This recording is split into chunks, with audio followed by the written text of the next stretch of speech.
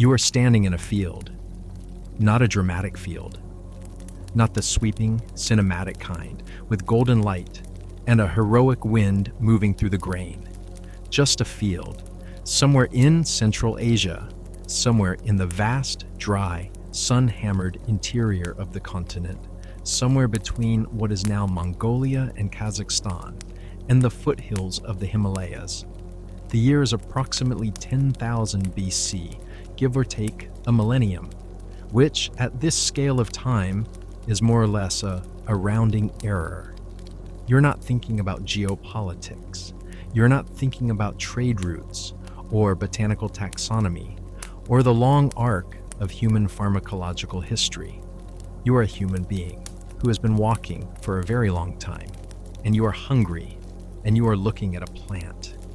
The plant is tall, taller than you might expect from something growing in dry, marginal soil. Its leaves are distinctive, serrated, finger-like, splaying outward in a pattern that, once you've seen it, you will always recognize. The plant produces seeds, and the seeds are nutritious, fatty, protein-rich, useful. You eat some, you note where they grow, you come back. This is how it begins. Not with a vision quest, not with a shaman in a cave, not with a counterculture revolution or a pharmaceutical company or a government prohibition. It begins the way most of the most consequential human relationships begin. Quietly, practically, without any awareness whatsoever of what is being started. The plant is Cannabis sativa. And from this unremarkable beginning in an unremarkable field, it will travel across continents and centuries and cultures, through empires and trade routes and religious traditions, through wars and laws and laboratories and prisons, until it becomes the most widely used illegal drug in the history of human civilization, consumed by an estimated 200 million people every single year. More than cocaine, more than heroin, more than every other controlled substance combined. How does a plant do that? That is the question this video is going to answer. And the answer is stranger, older, more complicated, and more interesting than you probably expect. Because this is not a story about the 1960s. It is not a story about hippies or Woodstock or the war on drugs, though we will absolutely get to all of those things. It is a story that begins in the deep prehistory of Central Asia and runs without interruption to the present day. A story that involves ancient Chinese emperors and Scythian warriors, and Indian holy men, and medieval Islamic physicians and Victorian botanists and American jazz musicians and Richard Nixon's domestic policy team. A story in which a single plant outmaneuvered every civilization that tried to suppress it, because every civilization that tried to suppress it also, simultaneously, couldn't stop using it. This is the story of cannabis, 10,000 years of the most successful plant in human history. Let's begin. Chapter 1. In the beginning. In Phia, cannabis and the first humans. The relationship between cannabis and human beings is so old that it predates agriculture itself. Let that land for a moment. Cannabis was not domesticated by settled farmers tending their fields. The earliest evidence of human interaction with cannabis predates the Neolithic agricultural revolution. Predates, in other words, the moment when human beings shifted from nomadic hunter-gatherers to settled farmers, which means that our species was using cannabis before we had cities, before we had writing, before we had anything that we'd recognize as civilization. The archaeological evidence for early cannabis use is genuinely remarkable in its antiquity. We have found cannabis seeds and cannabis fiber impressions in pottery at Neolithic sites in China and Taiwan, dating to approximately 10,000 years ago. We have found hemp cordage, rope made from cannabis fibers, in archaeological contexts across East Asia and Central Asia, dating to similar periods. We have found cannabis pollen at ancient burial sites, and we have most dramatically found cannabis residue in ancient ritual and burial contexts that strongly suggests the plant was being used for its psychoactive properties, not merely its fiber. From very early in the human-cannabis relationship, the geography matters enormously here. Cannabis almost certainly originated, evolved, in the botanical sense, in the region of Central Asia, centered on the Tibetan Plateau and the surrounding areas, what is now northeastern Afghanistan, northern Pakistan, and the mountainous regions of western China. This is not a random location. It is one of the most important crossroads in the prehistory of human migration and trade.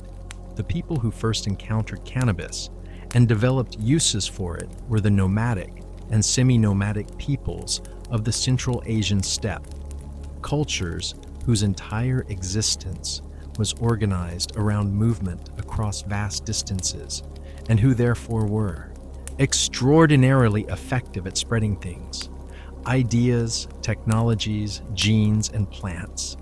The cannabis plant itself seems to have been remarkably cooperative in this spreading process. Cannabis is, botanically speaking, a weed in the original sense of the word, a highly adaptable, opportunistic plant that thrives in disturbed soil in the margins of human habitation, in the nitrogen-rich soil around campsites and middens. Wherever humans went, they disturbed soil. Wherever they disturbed soil, cannabis was inclined to follow. The plant and the species formed a partnership that was mutually beneficial in the most literal ecological sense. Humans spread cannabis, and cannabis provided humans with fiber, food, medicine, and, in the fullness of time, a very interesting Friday evening. The earliest documented use of cannabis for its psychoactive properties comes from China, and specifically from the remarkable corpus of ancient Chinese medical and agricultural texts that constitute one of the oldest written pharmacopoeias in the world. The legendary Emperor Shen Nong, the divine farmer, is credited in Chinese tradition with first describing the properties of cannabis around 2700 BC. The Shenong Ben Cao Jing, or Divine Farmer's Classic of Herbal Medicine, describes cannabis, MA in Chinese, as one of the superior medicines, a plant of broad utility, non-toxic in appropriate doses, capable of being taken long-term without harm. The text notes that cannabis flowers, consumed in large quantities, produce visions. It recommends cannabis seeds as a food. It describes various medicinal applications of different parts of the plant, and it does all of this with the same matter-of-fact clinical tone used to describe ginger or licorice or any other medicinal plant. Because in the ancient Chinese medical framework, cannabis was not categorically different from other useful plants. It was simply a plant with a particularly wide range of uses. China's relationship with cannabis as a fiber plant, hemp, is arguably the most consequential agricultural story of the ancient world. Hemp fiber is extraordinarily strong, resistant to rot, and relatively easy to process, making it ideal for rope, cloth, and paper. The development of hemp paper in China, traditionally attributed to the Han Dynasty, 206 BC to 220 AD, but with roots in earlier periods, was one of the most important technological developments in human history. Hemp paper was cheaper and more durable than the alternatives, and it made possible the proliferation of written text that is one of the defining features of literate civilization. The same plant that gave ancient China its most important writing material also gave it one of its most important medicinal compounds. This dual identity, industrial crop and pharmacological powerhouse simultaneously, is one of the key reasons cannabis spread so successfully. You didn't need to be interested in the psychoactive properties to value the plant. The fiber alone was worth growing it. The medicine alone was worth cultivating it. The food alone justified its presence in a garden. Any one of these properties would have been sufficient to make cannabis a useful crop. The fact that the plant happened to also produce profound alterations of consciousness in people who consumed the right parts in the right way was, from the perspective of agricultural spread, almost a bonus. Almost. Chapter 2. The Scythians and the Steam Bath. Cannabis in the Ancient World. Now, we leave China and travel west, across the steppe, to meet a people who had a relationship with cannabis that was considerably less medicinal and considerably more enthusiastic. The Scythians. If you haven't encountered the Scythians before, allow me to introduce them. They were a nomadic Iranian people who dominated the Eurasian steppe, the vast grassland belt stretching from the Black Sea to Central Asia, from roughly the 9th century BC to the 4th century AD. They were extraordinary horseback riders, fearsome warriors, sophisticated artists, and, as we will see, people who had figured out something about cannabis that most of their contemporaries hadn't quite grasped. The Greek historian Herodotus, writing in the 5th century BC, describes Scythian funeral rituals with a specificity that suggests either personal observation or very reliable secondhand sources. After burying their dead, Herodotus tells us, the Scythians would set up small enclosures of felt, essentially portable steam tents, and inside these enclosures they would place heated stones. Then they would take cannabis seeds. Herodotus is explicit about this, calling the plant by a transliteration of its local name, and throw them onto the hot stones. The result, Herodotus says, was a vapor that made the Scythians howl with pleasure. Now, modern botanists and pharmacologists have noted that heating cannabis seeds produces much less THC than heating the flowers or leaves of a high-potency plant. And some scholars have suggested that the Scythians' cannabis vapor bath was producing more of a sauna experience than a psychedelic one. But recent archaeological finds have complicated this picture considerably. Excavations of Scythian burial sites in the Caucasus region, the Pazyryk tombs and other sites, have found actual cannabis residue in braziers buried alongside the dead, and chemical analysis has confirmed the presence of THC containing plant material. These weren't just hemp seeds. These were higher potency cannabis preparations being burned in enclosed spaces specifically to produce inhalable vapor. The Scythians, in other words, had invented hotboxing approximately 2,500 years ago. On the Eurasian steppe, in a felt tent, this discovery, confirmed archaeologically as recently as 2019, when a study published in the journal Science Advances analyzed residue from wooden braziers found in a Jirzhangkal cemetery site in western China, dated to around 500 BC, and found THC, CBN, and other cannabinoids, is one of the most remarkable pieces of evidence for ancient intentional cannabis intoxication we have. These were not accidental exposures. The people who set up these heated stone rituals understood what cannabis vapor did, chose to produce it deliberately, and built ritual practices around the experience.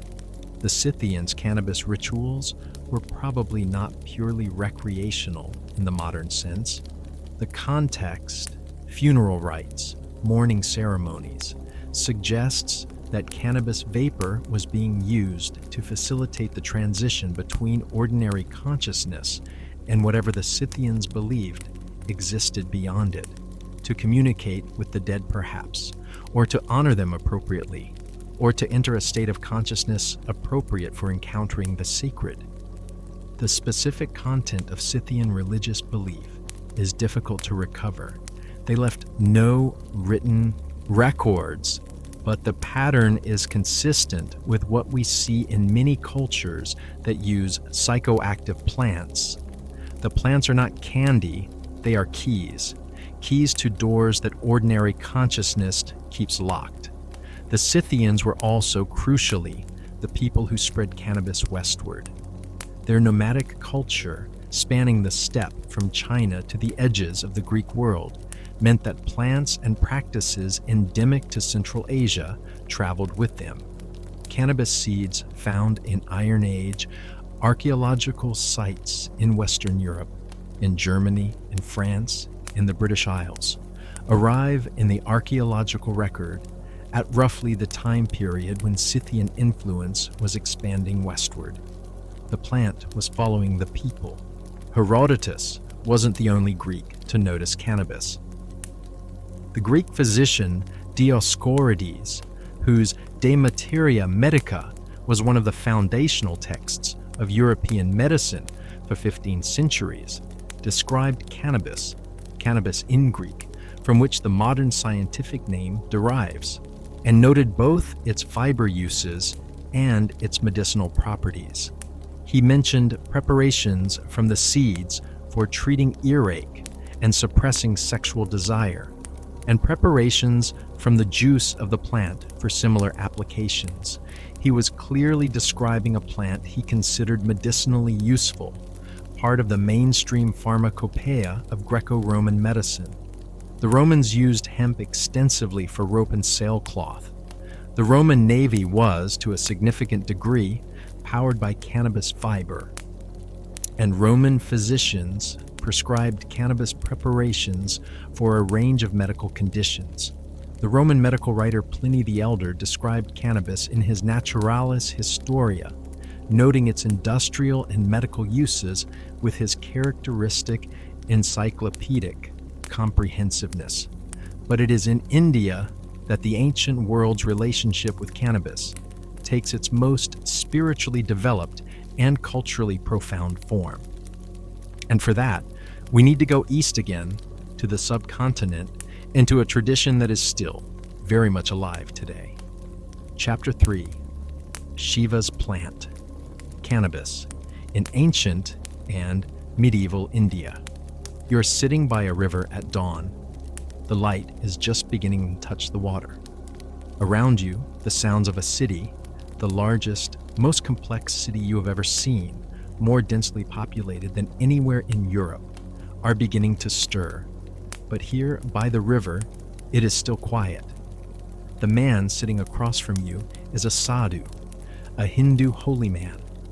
His body smeared with ash, his hair matted in long locks, his eyes the color of deep water. He is preparing something in a clay vessel. You watch his hands move with practiced efficiency. He is making bhang. Cannabis, known in Sanskrit as ganja, bhang, or charas, depending on the preparation, has a place in Hindu religious tradition, so ancient and so central that it is genuinely difficult to determine where the pharmacological relationship ends and the theological one begins. The two are, in the Indian tradition, essentially inseparable. The god Shiva, one of the principal deities of Hinduism, the destroyer, the lord of the dance, the god of transformation and transcendence, is intimately associated with cannabis. Legend has it that Shiva discovered cannabis growing on a hillside after a family dispute, retreated to its shade, and consumed the leaves. Refreshed and restored by the experience, he adopted the plant as his favorite food. Cannabis is sometimes called Shiva's plant, or the food of the gods. Offerings of bhang, a preparation made by grinding cannabis leaves and flowers into a paste with water, milk, and spices, are made at Shiva temples across India. The festival of Holi, one of the most widely celebrated festivals in the Hindu calendar, involves the ritual consumption of bhang drinks. This is not an underground or esoteric tradition. This is mainstream religious practice embedded in the oldest living religious tradition on the planet, practiced openly by hundreds of millions of people.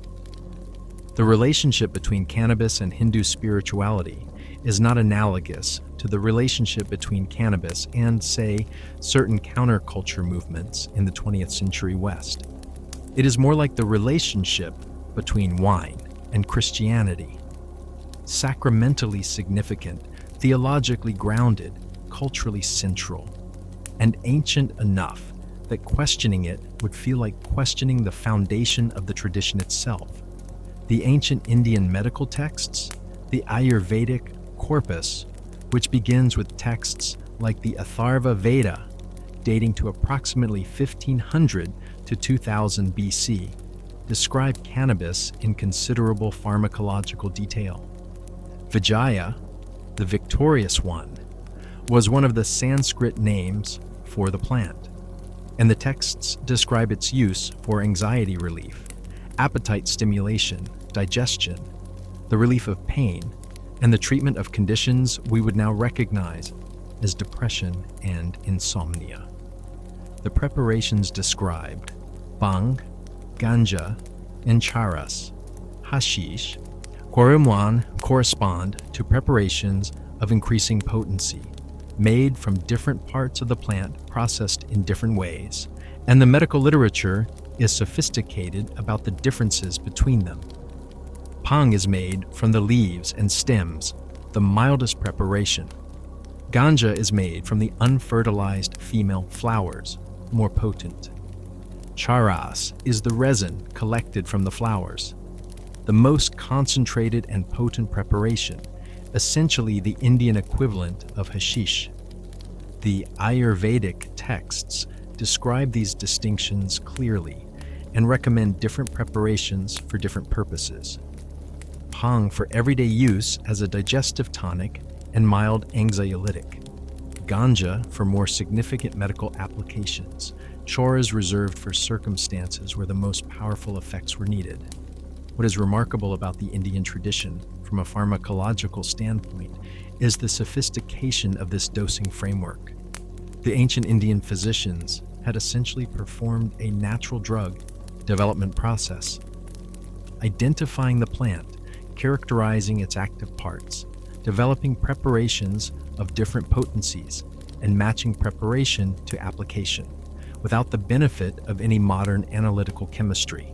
They were working purely from empirical observation, and they had gotten it substantially right. The spread of cannabis across the Indian subcontinent during the ancient and medieval periods was extensive and deep, unlike in China, where cannabis was primarily an agricultural and medical plant with spiritual uses concentrated in specific ritual contexts. In India, cannabis penetrated popular culture at every level. Bhang drinks were sold in public markets. Bhang was used in cooking. Bhang was drunk at weddings and religious festivals. Wandering holy men, sadhus, as we saw by the river at the beginning of this chapter, incorporated cannabis into their spiritual practice as a tool for meditation and for achieving states of consciousness conducive to spiritual insight. The Sufi tradition in Islam, the mystical strand of Islamic practice that emphasized direct personal experience of the divine, also developed a relationship with cannabis, particularly in the Indo-Persian cultural sphere. Sufi orders in India and Persia used bhang and hashish preparations in spiritual contexts, framing the altered state of consciousness as a way of approaching the divine, dissolving the ego, and experiencing something of the unity that lies behind the multiplicity of the created world. This is, from a phenomenological standpoint, not an irrational claim. The effects of cannabis at appropriate doses, the dissolution of ordinary cognitive boundaries, the heightened sensory experience, the sense of things being connected in ways not normally perceived.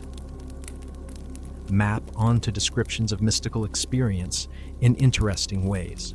Whether cannabis actually enables mystical experience or merely produces a subjective state that feels analogous to descriptions of mystical experience is a philosophical question that the medieval Sufis would have found somewhat beside the point. The experience was real.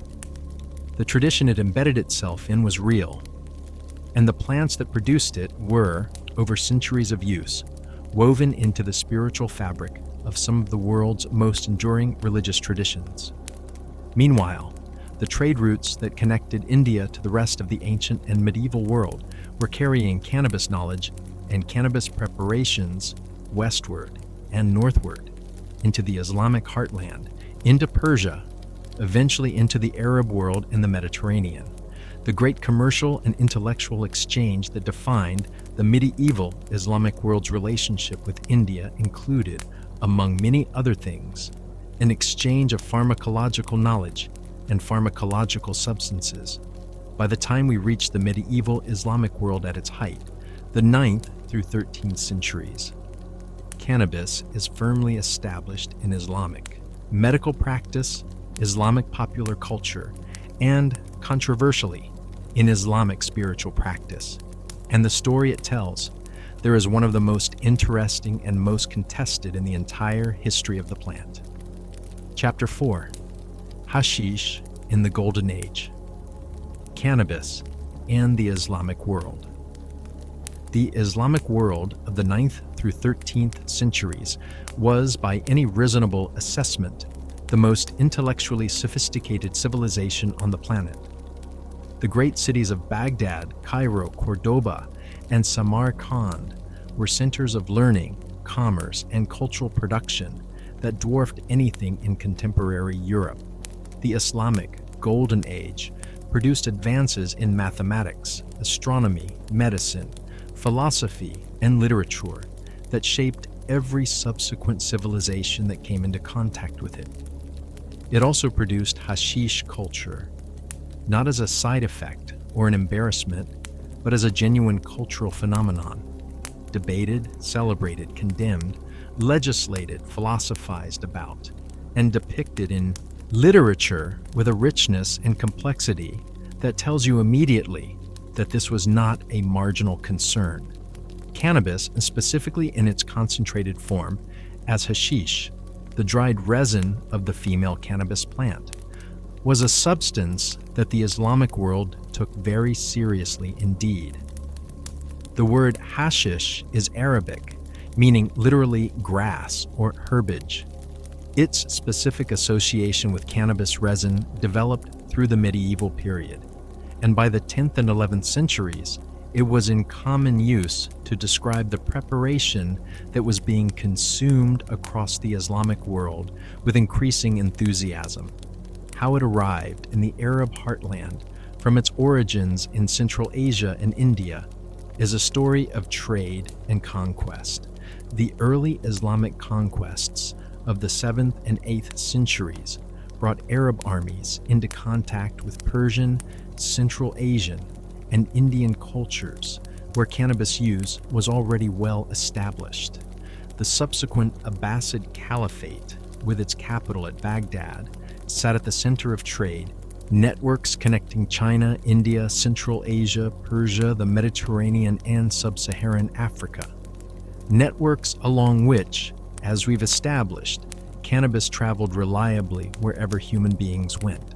The Islamic medical tradition's treatment of cannabis is exemplified by Avicenna, Ibn Sina, whose canon of medicine we met in the previous chapter. Avicenna described cannabis in clinical detail, its effects on the digestive system, its diuretic properties, its action on pain, and its effects on the mind. He was not enthusiastic about the mind-altering properties. He considered them a potential hazard rather than a benefit. And he warned explicitly about the dangers of excessive use, including what he described as permanent damage to the brain. But he recognized the plant's genuine medical utility and included it in his pharmacopoeia as a legitimate therapeutic tool. What Avicenna the physician worried about, however, was actively enjoyed by a significant portion of the population he was living among. Hashish consumption in medieval Islamic cities was widespread. Across social classes, across occupational categories, and more controversially, within religious communities. The public hashish seller, operating in markets and bazaars alongside sellers of food, spices, and other goods, was a recognized commercial figure in medieval Islamic cities.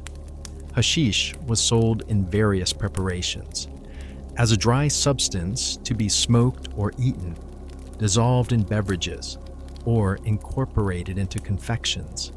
The confection called majun, a paste of hashish mixed with honey, nuts, and spices, was one of the most popular preparations, and it appears in medieval Islamic texts with a frequency suggesting it was about as common as, say, a cup of coffee in a modern city. It was sold in shops, prepared at home, given as gifts, and consumed at social gatherings with a casualness that makes it clear this was not a transgressive or underground activity for most of the people doing it. This is where the story of cannabis in the Islamic world gets theologically interesting, because Islam has explicit prohibitions on intoxicants. The Quran forbids khamr, usually interpreted as wine, and fermented beverages. And the question of whether those prohibitions extended to hashish was one of the most contested legal questions in medieval Islamic jurisprudence. The debate was genuine, sophisticated, and went on for centuries. The prohibition on khamr was clearly established by the Quran itself, but hashish was not wine. It was not fermented. It intoxicated through a different mechanism and produced a different kind of altered state. Did the Quranic prohibition cover it? Different scholars took different positions. The strictest position that any intoxicating substance was covered by the spirit of the Quranic prohibition, whatever its specific form, was argued forcefully by scholars across the medieval period.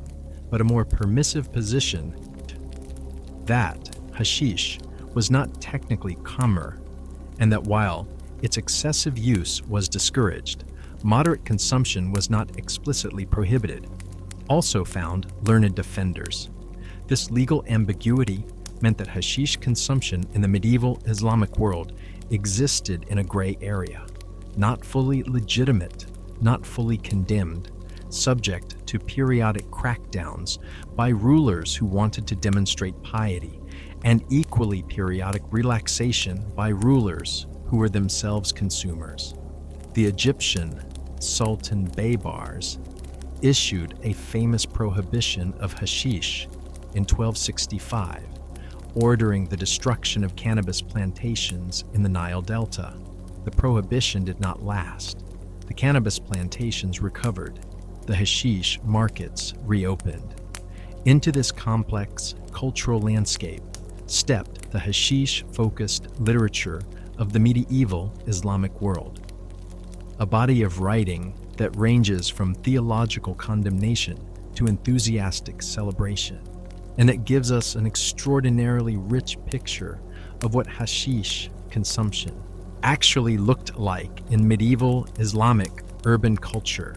The most fascinating of these texts is probably the work of the Egyptian scholar Ibn al-Baitar, whose 13th century pharmacological encyclopedia contains a detailed entry on hashish, its preparation, its effects, its dangers, its uses. Ibn al-Baitar describes the social settings in which hashish was consumed, the typical progression of effects, the difference between moderate and excessive use, and the characteristics of habitual consumers with a clinical eye that suggests extensive first or at least second-hand observation. He was not uncritical. He described the long-term effects of excessive hashish use in terms that we'd now recognize as a description of cannabis use disorder: cognitive dulling, loss of motivation, social withdrawal. but he also described the acute effects with a specificity: the laughter, the heightened sensory experience, the altered sense of time, the increased appetite that is immediately recognizable to anyone familiar with the modern literature on cannabis effects. Then there are the literary texts. The Arabian Nights, 1001 Nights, contains multiple stories involving hashish, and they're worth pausing on because they tell us something important about the cultural position of cannabis in medieval Islamic urban life. In these stories, hashish is typically depicted as a substance that transforms ordinary people's experience of reality, usually comically, sometimes dangerously, always vividly. A character who consumes hashish may believe themselves to be a sultan, may hallucinate extraordinary adventures, may behave in ways that seem insane to observers, but feel entirely rational from the inside. These are recognizable as literary exaggerations of actual cannabis effects. The intensification of sensory experience, the flights of imaginative association, the subjective sense of profundity that can accompany cannabis intoxication. Bodoro filtered through a narrative tradition that found the gap between the hashish consumer's subjective experience and their objective behavior inherently comic. Medieval Islamic hashish literature is, among other things, very funny, and its humor rests on a foundation of genuine pharmacological observation.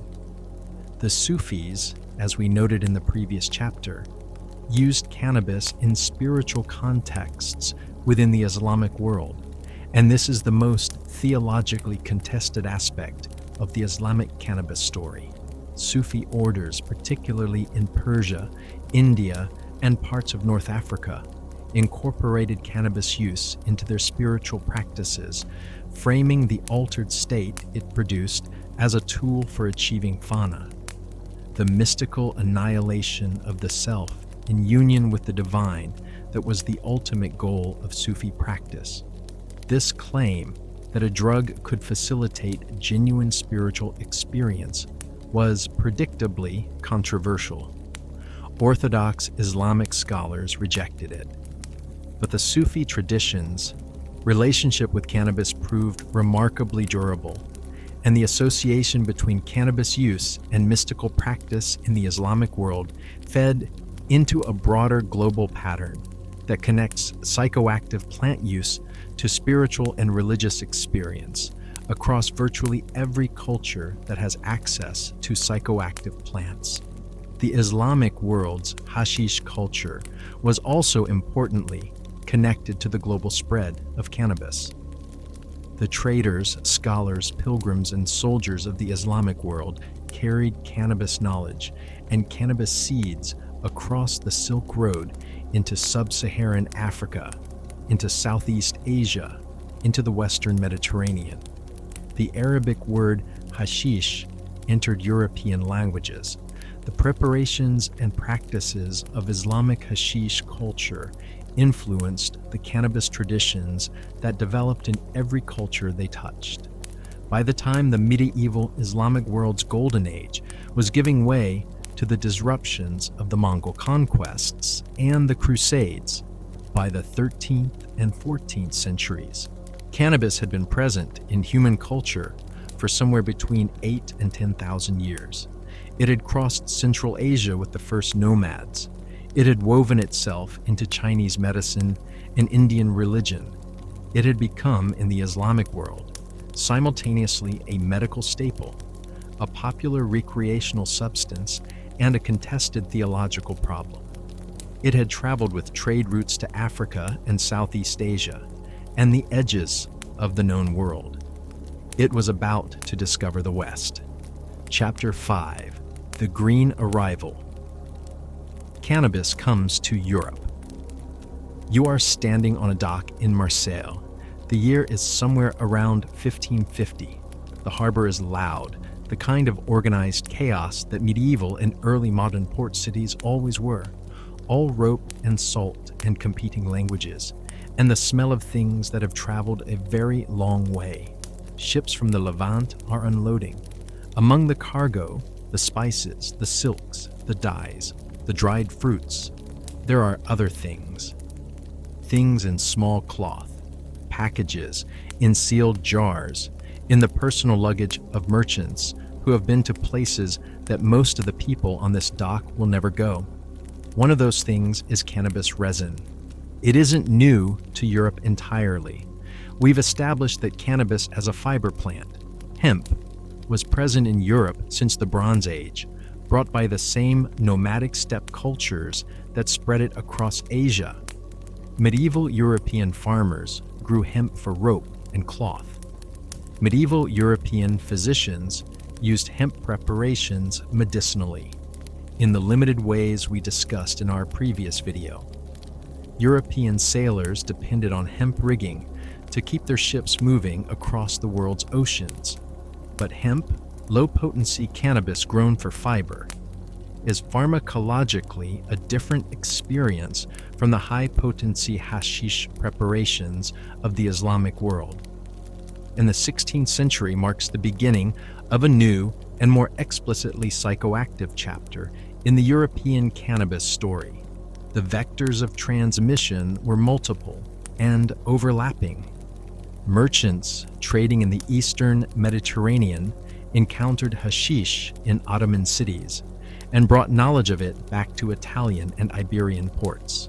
Soldiers and travelers returning from the Crusades and their aftermath had reported on hashish use in the Islamic world for centuries. Marco Polo's version of the assassin's legend, whatever its historical inaccuracies, had introduced the idea of hashish as a substance of extraordinary power into European popular consciousness. Physicians trained in the Abyssinian tradition, which was, remember, the dominant tradition in European medical education through the 16th century, had theoretical knowledge of cannabis's properties from their medical texts. And then there were the colonial encounters. The Portuguese, Spanish, and Dutch colonial ventures of the 15th and 16th centuries brought European sailors into contact with cannabis cultures across Africa, Asia, and eventually the Americas. Portuguese sailors encountered cannabis use in sub-Saharan Africa, where the plant had arrived centuries earlier via the Islamic trade routes. And some of them participated in local smoking traditions that were more developed than anything they'd seen in Europe. The Dutch East India Company's operations in Asia brought Dutch traders into close contact with Southeast Asian and Indian cannabis traditions. The Spanish colonial enterprise in the Americas encountered in time the cannabis they had themselves introduced to the New World. Because here's a detail that often gets lost. Cannabis is not native to the Americas. It arrived there with Europeans. The Spanish brought hemp to Chile in 1545, primarily for fiber production. The Portuguese brought it to Brazil. English colonists brought it to Jamestown, Virginia in 1611, where it was grown as an agricultural crop. Growing hemp was, at various points in the early colonial period, legally mandated in Virginia because the colonial economy desperately needed the fiber for rope and cloth. The transfer of the plant to the Americas is significant not because cannabis culture in the Americas began with European colonization. It didn't, it took time to develop, but because it planted the seed, quite literally, for what would become the American cannabis story in the 19th and 20th centuries. Back in Europe, the 16th and 17th centuries saw cannabis move from a theoretical entry in medical textbooks to a substance that a growing number of European physicians, travelers, and scholars had actual first-hand experience with. The physician Garcia de Horta, a Portuguese Jewish doctor working in Goa in the mid-16th century, wrote one of the first detailed European accounts of cannabis intoxication, a direct, empirical, first-hand description that stands apart from the second-hand accounts available in the medical literature. De Orta describes the effects of cannabis preparations used in India with a combination of scientific curiosity and personal candor that suggests he had done his research quite thoroughly. The French physician Pierre Pomé, writing in the late 17th century, described hashish with similar directness, noting its use across the Islamic world and its effects on consciousness. The Dutch physician Willem Piso described cannabis use in Brazil. The English herbalist Nicholas Culpeper included cannabis in his 17th century herbal with the matter-of-fact tone of a man describing a plant that is, if not exactly commonplace, at least well-known in professional circles. What none of these observers could have predicted, what none of them would have considered a plausible outcome, was that within a century or two, cannabis would become the subject of the most extensive and consequential drug prohibition in human history. Because in the 16th, 17th, and 18th centuries, cannabis wasn't a political problem. It was an agricultural resource, a medical tool, a curiosity brought back from exotic travels. The idea that governments would one day mobilize entire law enforcement apparatuses to prevent people from accessing it would have seemed, to any reasonably informed observer of the period, completely bizarre. And yet, here we are. But before we get to prohibition, we need to spend some time in the 19th century, because the 19th century is where the cannabis story takes some of its most surprising and consequential turns. Chapter 6: The Doctor's Discovery. Cannabis in 19th century medicine. The man who, more than any other single individual, introduced cannabis to Western medicine as a formal pharmaceutical compound was a young Irish physician named William Brooke O'Shaughnessy. And his story is one of the more remarkable in the history of pharmacology. O'Shaughnessy was born in Limerick in 1809, trained in medicine at Edinburgh, and arrived in Calcutta in 1833 as an assistant surgeon with the British East India Company. He was 24 years old, ferociously intelligent, empirically minded in a way that was slightly unusual for his era, and deeply interested in the pharmacological traditions of the culture he found himself living in. India, as we've established, had a sophisticated and ancient cannabis tradition. Bhang, ganja, and charas were in common use around him, in medicine, in religion, in everyday social life. O'Shaughnessy did what any good empirical scientist would do. He observed, he read the existing literature, he talked to practitioners, and then he experimented. His experiments were, by modern standards, conducted with a casualness about human subjects research that would raise serious ethical concerns today. He tested cannabis preparations on animals first, dogs and rabbits, whose responses he documented carefully, and then on human patients, including patients with rabies, rheumatism, cholera, and tetanus. The results he published in 1839 in the Transactions of the Medical and Physical Society of Bengal were remarkable. Cannabis preparations, specifically an extract of cannabis and alcohol, produced significant muscle relaxation and anticonvulsant effects in patients with tetanus and rabies. One of his tetanus patients recovered. Several others showed dramatic improvement. O'Shaughnessy's 1839 paper is one of the foundational documents of Western cannabis medicine. He described the preparation of cannabis extract, the appropriate dosing, the observed effects, including, with characteristic empirical honesty, the psychoactive effects, and the range of conditions for which it seemed to offer benefit. He was not claiming miracles. He was a careful observer, making careful claims about what he had actually seen. The paper was translated and republished in European and American medical journals within a few years, and it triggered a wave of medical experimentation with cannabis across Europe and North America that continued for decades. By the 1850s, cannabis tincture, cannabis extract in alcohol, was listed in the United States Pharmacopoeia, the official compendium of approved medicines. It was stocked in pharmacies, prescribed by physicians, and used for an extraordinary range of conditions: pain, muscle spasms, anxiety, insomnia, migraines, menstrual cramps, and as an appetite stimulant in patients with wasting diseases. The pharmaceutical firms that developed and sold cannabis preparations in the late 19th century included some names that will be familiar to you. Eli Lilly, Park Davis, and Squibb all manufactured cannabis tinctures. These were not underground preparations or folk remedies.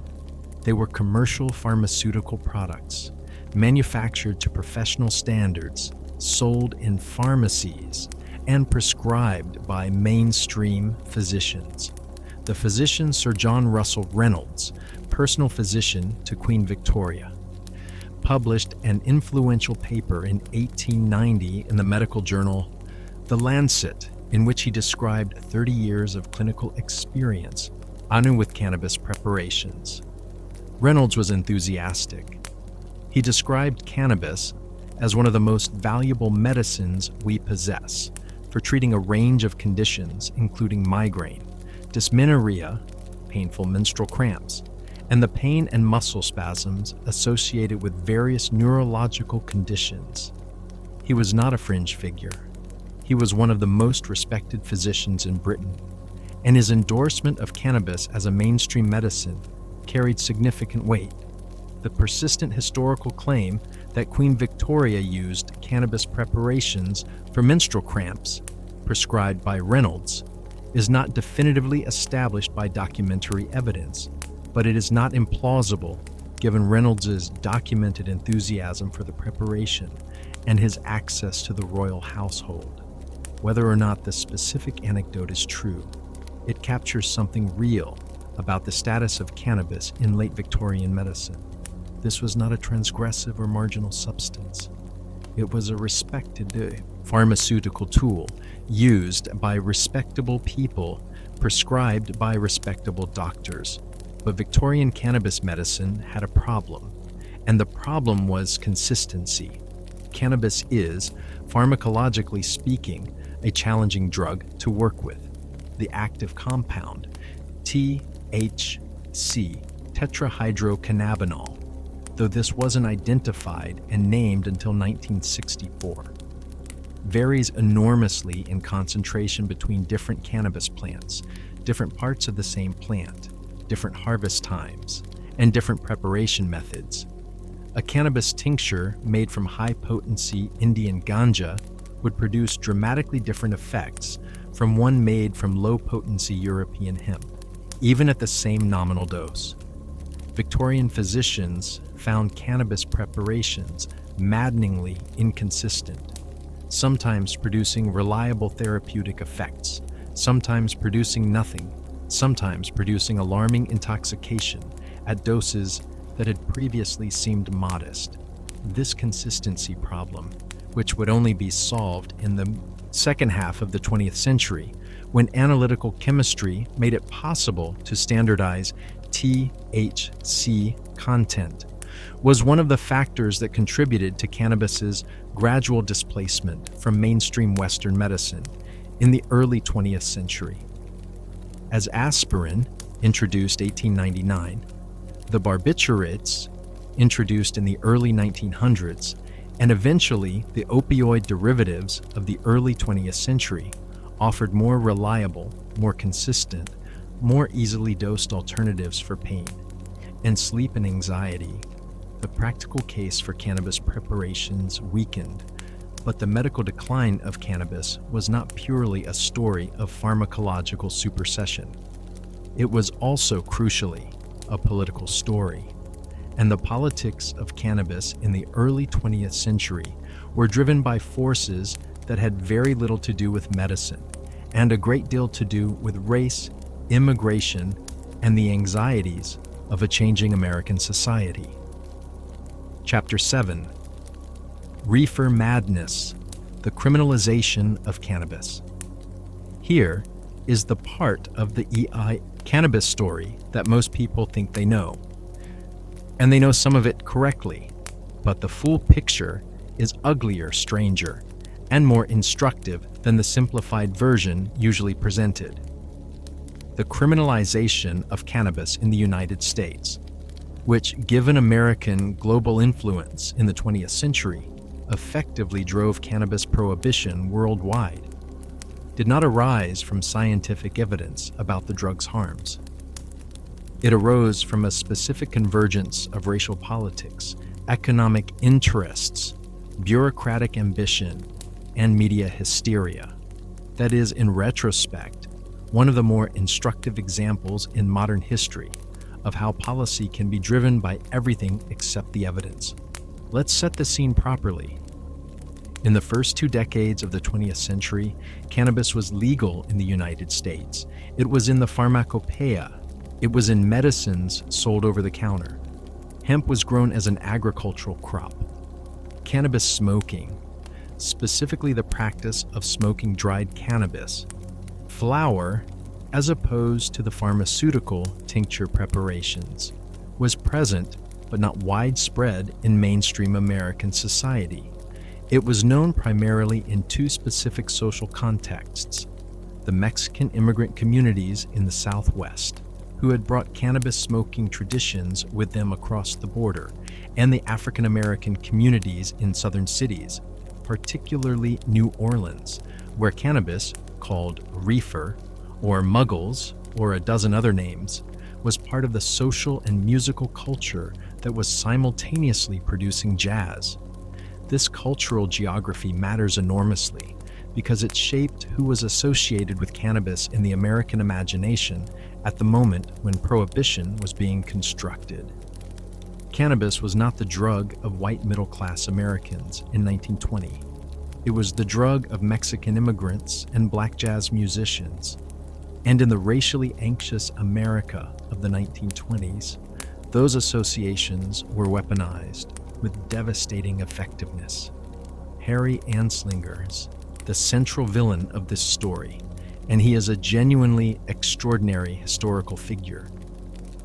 One of those people whose personal ambitions and prejudices managed, through a specific convergence of circumstances, to reshape the world in lasting and largely negative ways.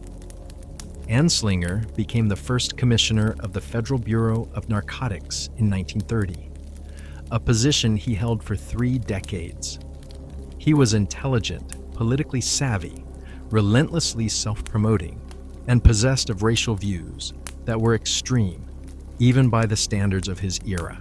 His campaign against cannabis, which he called marijuana, deliberately using the Mexican Spanish word rather than the familiar English term cannabis or hemp to emphasize the drug's foreign and specifically Mexican associations, was waged simultaneously in the press, in Congress, and in the public imagination. The newspaper campaign was driven primarily by William Randolph Hearst's media empire, and Hearst had his own reasons for wanting cannabis suppressed. His paper mills used wood pulp, and the development of hemp paper processing technology in the 1930s threatened to make hemp a more economical alternative. Whether Hearst's anti-cannabis coverage was primarily motivated by economic self-interest or by genuine editorial conviction is debated, but the coverage itself was not subtle. Hearst papers ran stories connecting cannabis to violent crime, sexual depravity, and racial degeneracy with a consistency and a sensationalism that created in the popular imagination an image of cannabis as a uniquely dangerous and corrupting substance. The stories Anslinger told Congress during the hearings that led to the Marijuana Tax Act of 1937 are extraordinary documents. He described cannabis users, always pointedly people of color, committing acts of extreme violence while under the influence. He claimed that cannabis caused insanity, criminal behavior, and sexual depravity. He cited cases, many of which subsequent investigation has found were fabricated or wildly distorted, of murders and rapes committed by cannabis-intoxicated individuals. He presented the American Medical Association's representative, Dr. William Woodward, who tried to testify that the medical evidence didn't support Anslinger's claims, with open hostility, and had him effectively shouted down. The American Medical Association, it should be noted, opposed the Marijuana Tax Act on medical grounds. The AMA's position was that cannabis had legitimate medical uses, that the evidence for the harms Anslinger described was not scientifically credible, and that criminalizing cannabis would damage the doctor-patient relationship by making physicians liable for prescribing a scheduled substance. This opposition was ignored. The act passed in 1937. The Marijuana Tax Act did not technically make cannabis illegal.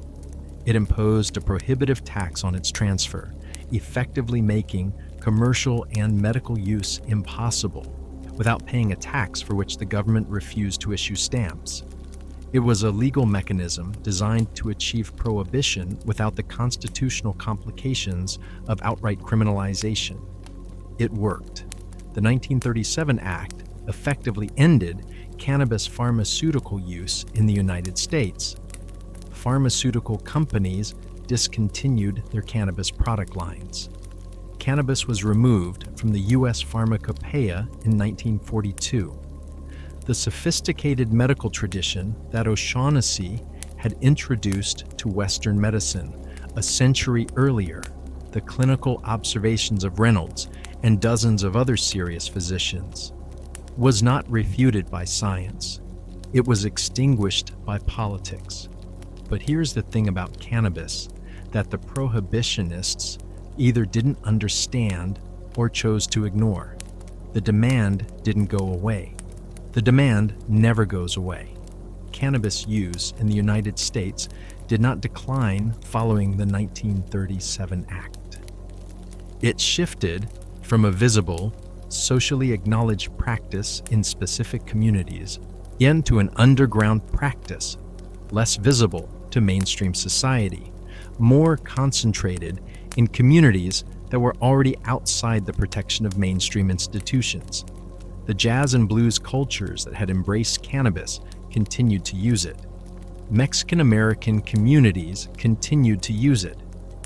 And gradually, through the 1940s and 1950s, cannabis use began to spread beyond these communities into the white bohemian subcultures, the beat poets, the jazz enthusiasts, the artistic underground that were developing in American cities. Jack Kerouac smoked cannabis.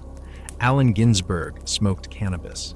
The Beats wrote about it with the same matter-of-fact casualness that characterized their writing about most transgressive behaviors, not as a political act at that stage, but simply as part of the texture of the life they were living. And the Beats were talking to an audience of young, educated, culturally curious Americans who were paying close attention. The stage was being set for the most dramatic expansion of cannabis use in the plant's 10,000-year history. Chapter 8. The 60s. When cannabis went global. You need to understand something about the 1960s that tends to get lost in the nostalgia and the mythology. The counterculture revolution of the 1960s was not primarily about drugs. It was about a fundamental rupture in the relationship between a generation of young Americans and rapidly young people across the Western world, and the institutions that had shaped their parents' lives. It was about the civil rights movement, about Vietnam, about the bomb, about the gap between what American society claimed to be and what young people with open eyes could see that it was. The drugs were a symptom of this rupture more than its cause, but they were a very significant symptom, and cannabis was at the center of them. The spread of cannabis from the urban bohemian underground to the American mainstream happened with a speed that no one predicted, and that is, in retrospect, sociologically remarkable. The early 1960s folk scene, Bob Dylan, Joan Baez, the coffee houses of Greenwich Village, was a transmission vector that carried cannabis from the jazz underground to the emerging youth counterculture. Dylan famously introduced the Beatles to cannabis in a New York hotel room in 1964. The Beatles took it back to Britain. The British invasion brought it back to America in a new cultural form. Within a few years, cannabis use had spread from a marker of bohemian outsider status to a widespread practice among young people across the English-speaking world. The cultural meaning of cannabis shifted as it spread. In the jazz tradition, cannabis had been a social lubricant, an enhancement of musical experience and social pleasure, something that had its own culture of rituals and vocabulary. In the counterculture, it became something more explicitly political, a symbol of rejection of mainstream values, of the pauperism, straight society that was sending young men to die in Vietnam while telling them that the system worked. Smoking cannabis was, in the counterculture context, an act of symbolic resistance as much as a pharmacological experience. The fact that it was illegal made it more powerful as a symbol, not less. The music of the era reflected this. The Beatles' evolution from the relatively straightforward rock and roll of their early career to the sonic experimentation of Revolver and Sgt. Pepper's Lonely Hearts Club Band happened in parallel with their cannabis and later LSD use, and the influence was clearly audible to anyone paying attention. The psychedelic rock of the mid to late 1960s, Jefferson Airplane, The Grateful Dead, Jimi Hendrix, Pink Floyd, was music made by people who were using cannabis and other psychedelics, and it communicated that fact in ways that its audience understood immediately. Cannabis use among American college students went from being a minority practice in the early 1960s to a majority practice in many university settings by the early 1970s.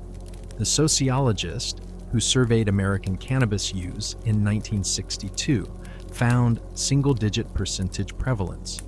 The same survey conducted in 1972 found something closer to 50% of young adults had used cannabis. This is one of the most rapid voluntary adoptions of a new behavior in recorded social history, and the government's response to this explosion of cannabis use was, to put it charitably, counterproductive. The escalation of cannabis penalties in the 1960s, mandatory minimum sentences, aggressive prosecution, the spectacle of middle-class white college students being arrested for possession had an effect that was precisely the opposite of what the government intended. Instead of deterring use, it radicalized users. Being arrested for cannabis in the 1960s was, for many young people, their first direct experience of state violence, and it cemented the association between cannabis use and political opposition to the establishment that would define cannabis culture for decades. The Schaefer Commission, formerly the National Commission on Marijuana and Drug Abuse, was appointed by President Nixon in 1970, ostensibly to provide scientific guidance on cannabis policy. The commission did its work conscientiously. It surveyed the scientific literature. It heard expert testimony. It studied the evidence. And in 1972, it published a report recommending the decriminalization of cannabis possession for personal use, noting that the harms of criminalization substantially outweighed the harms of the drug itself. Nixon ignored the report completely. Nixon's reasons for doing so were not scientific. They were political. The subsequent release of the White House tapes and the testimony of Nixon's domestic policy advisor, John Ehrlichman, have made this explicit and on the record. Ehrlichman, speaking in 1994, described the Nixon administration's drug policy with a candor that is remarkable. The Nixon campaign in 1968 and the Nixon White House after that had two enemies: the anti-war left and black people. By associating the left with marijuana and black people with heroin, and then criminalizing both heavily, the administration could disrupt those communities. Did we know we were lying about the drugs? Of course we did. This statement is one of the most direct admissions in American political history that a major domestic policy was designed not to address a genuine public health problem, but to persecute political enemies and racial minorities. The war on drugs, formally declared by Nixon and dramatically escalated by Reagan in the 1980s, was built on this foundation. The consequences were enormous. Cannabis arrests in the United States increased year by year through the 1970s, 1980s, and 1990s. By the early 21st century, the United States was arresting approximately 800,000 people per year for cannabis offenses, the overwhelming majority for simple possession.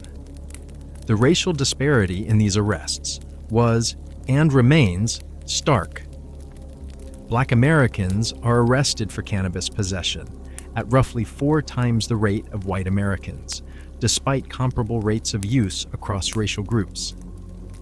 The war on drugs was, in practice, largely a war on the communities that were already most vulnerable to state violence.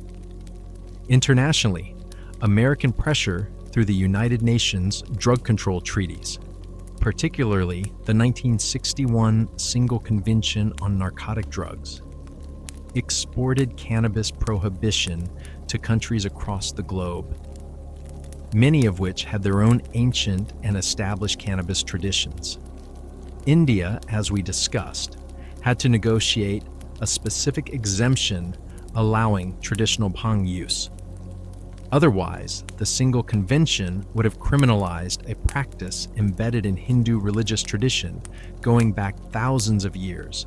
Other countries, with less diplomatic leverage, simply absorbed the American prohibition framework and applied it to their own populations.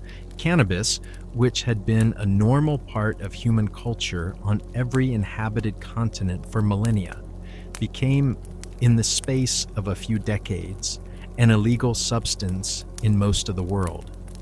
The plant that had accompanied humanity from the Stone Age to the present was suddenly a crime. Chapter 9. The science catches up. What cannabis actually does. For most of the 20th century, the scientific understanding of why cannabis does what it does lagged dramatically behind the cultural and political arguments about whether it should be allowed to do it. The isolation and identification of THC, delta-9 tetrahydrocannabinol, by the Israeli chemist Raphael Mechoulam in 1964 was the first major breakthrough. Mechoulam, working at the Hebrew University of Jerusalem, isolated THC from cannabis resin and determined its chemical structure. A landmark in the history of psychopharmacology, and one that Mechoulam performed, it should be noted, after obtaining his research cannabis from the Israeli National Police, who had confiscated it and were somewhat bemused by the request.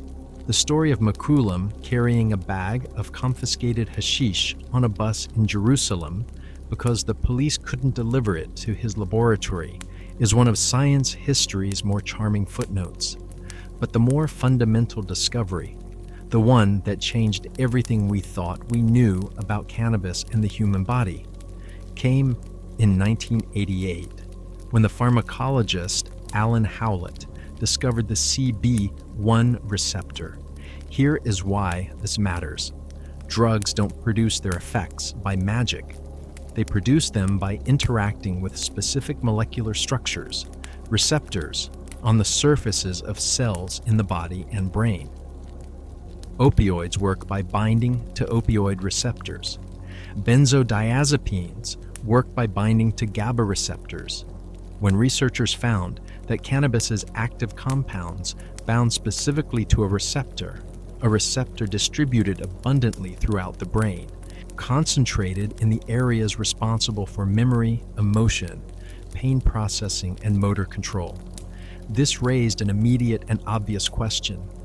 Why does the human brain have a receptor specifically designed to respond to a compound found in a plant? The answer, discovered in 1992 by McCollum and his colleague William Devane, is one of the most fascinating in all of neuroscience. The brain doesn't just have cannabis receptors. The brain makes its own cannabis. The endocannabinoid system, the network of CB1 and CB2 receptors, their endogenous ligands, the body's own cannabis-like compounds, principally anandamide and 2-AG, and the enzymes that synthesize and break down these compounds, is one of the most widespread and important signaling systems in the human body. It is involved in regulating pain, mood, appetite, memory, immune function, sleep, stress response, and reproductive biology. It is present in virtually every tissue in the body. It has been conserved across evolution. Virtually every vertebrate animal has an endocannabinoid system, and the system has been found in invertebrates and even some simple organisms. This was not what anyone expected to find. The existence of an endogenous system that the compounds in cannabis were essentially hijacking, or more accurately, augmenting and modulating, explained why cannabis had such a broad range of effects on such a wide range of physiological systems. It wasn't that cannabis was doing something alien to the body. It was doing something that the body does to itself, but more powerfully and less precisely.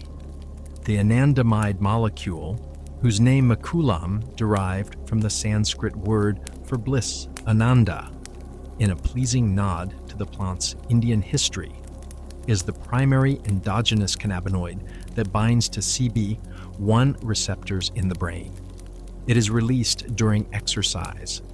The runner's high was long attributed to endorphins, but research now suggests that endocannabinoids play an equally important or possibly more important role. It is released during social bonding. It is involved in the mechanisms of fear extinction, the process by which the brain learns to stop responding fearfully to stimuli that were previously threatening but are no longer dangerous. The endocannabinoid system, in other words, is involved in some of the most fundamental and most human of biological processes: the experience of pleasure, the formation of bonds with others, the ability to recover from trauma.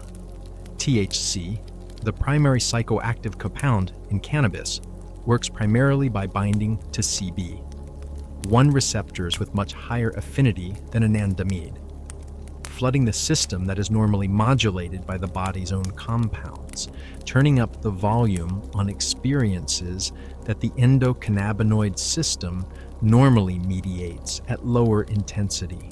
This mechanistic understanding of cannabis also began to illuminate the potential therapeutic applications of cannabinoids. If the endocannabinoid system was involved in pain regulation, then cannabinoids, either plant-derived or synthetic, might be effective pain treatments. If it was involved in nausea and appetite, it might be useful for chemotherapy patients or for people with AIDS-related wasting syndrome. If it was involved in anxiety and stress response, it might be useful in psychiatric conditions. If it was involved in neuroinflammation, it might have applications in neurodegenerative diseases. These were not speculative hopes. They were mechanistically grounded predictions, derived from understanding of the endocannabinoid system, and they began to be tested in clinical research. Slowly at first hampered by the legal status of cannabis and the political difficulty of obtaining research approval, but with increasing momentum as the evidence accumulated. The cannabinoid, CBD, cannabidiol, a non-psychoactive compound found alongside THC in cannabis, emerged as a particularly significant therapeutic compound. In this research period, CBD had been known since the 1960s, when McCollum first isolated it, but had been largely ignored in the focus on THC. As researchers began to explore CBD's properties, anxiolytic, anti-inflammatory, anticonvulsant, without the intoxicating effects of THC, it became clear that this was a pharmacologically remarkable molecule. The approval of Epidiolex, a pharmaceutical CBD preparation, by the U.S. Food and Drug Administration in 2018 for treatment of certain severe forms of childhood epilepsy was a watershed moment. The first FDA-approved pharmaceutical derived from cannabis in the post-prohibition era, representing the completion of a circle that O'Shaughnessy had started opening in 1839. Chapter 10. The Green Wave. Legalization in the modern cannabis industry. The story of cannabis legalization is, at its core, a story about the collision between a prohibition that was built on a foundation of racism and political manipulation, and a reality that 10,000 years of human experience had established, and that no amount of legal enforcement could permanently alter. The cracks in prohibition began appearing in the 1970s. Oregon became the first U.S. state to decriminalize cannabis possession in 1973, reducing it from a criminal offense to a civil fine. Several other states followed during the decade, in a reform movement that reflected both the growing implausibility of arresting millions of cannabis users and the Schaefer Commission's finding that criminalization was doing more harm than the drug itself.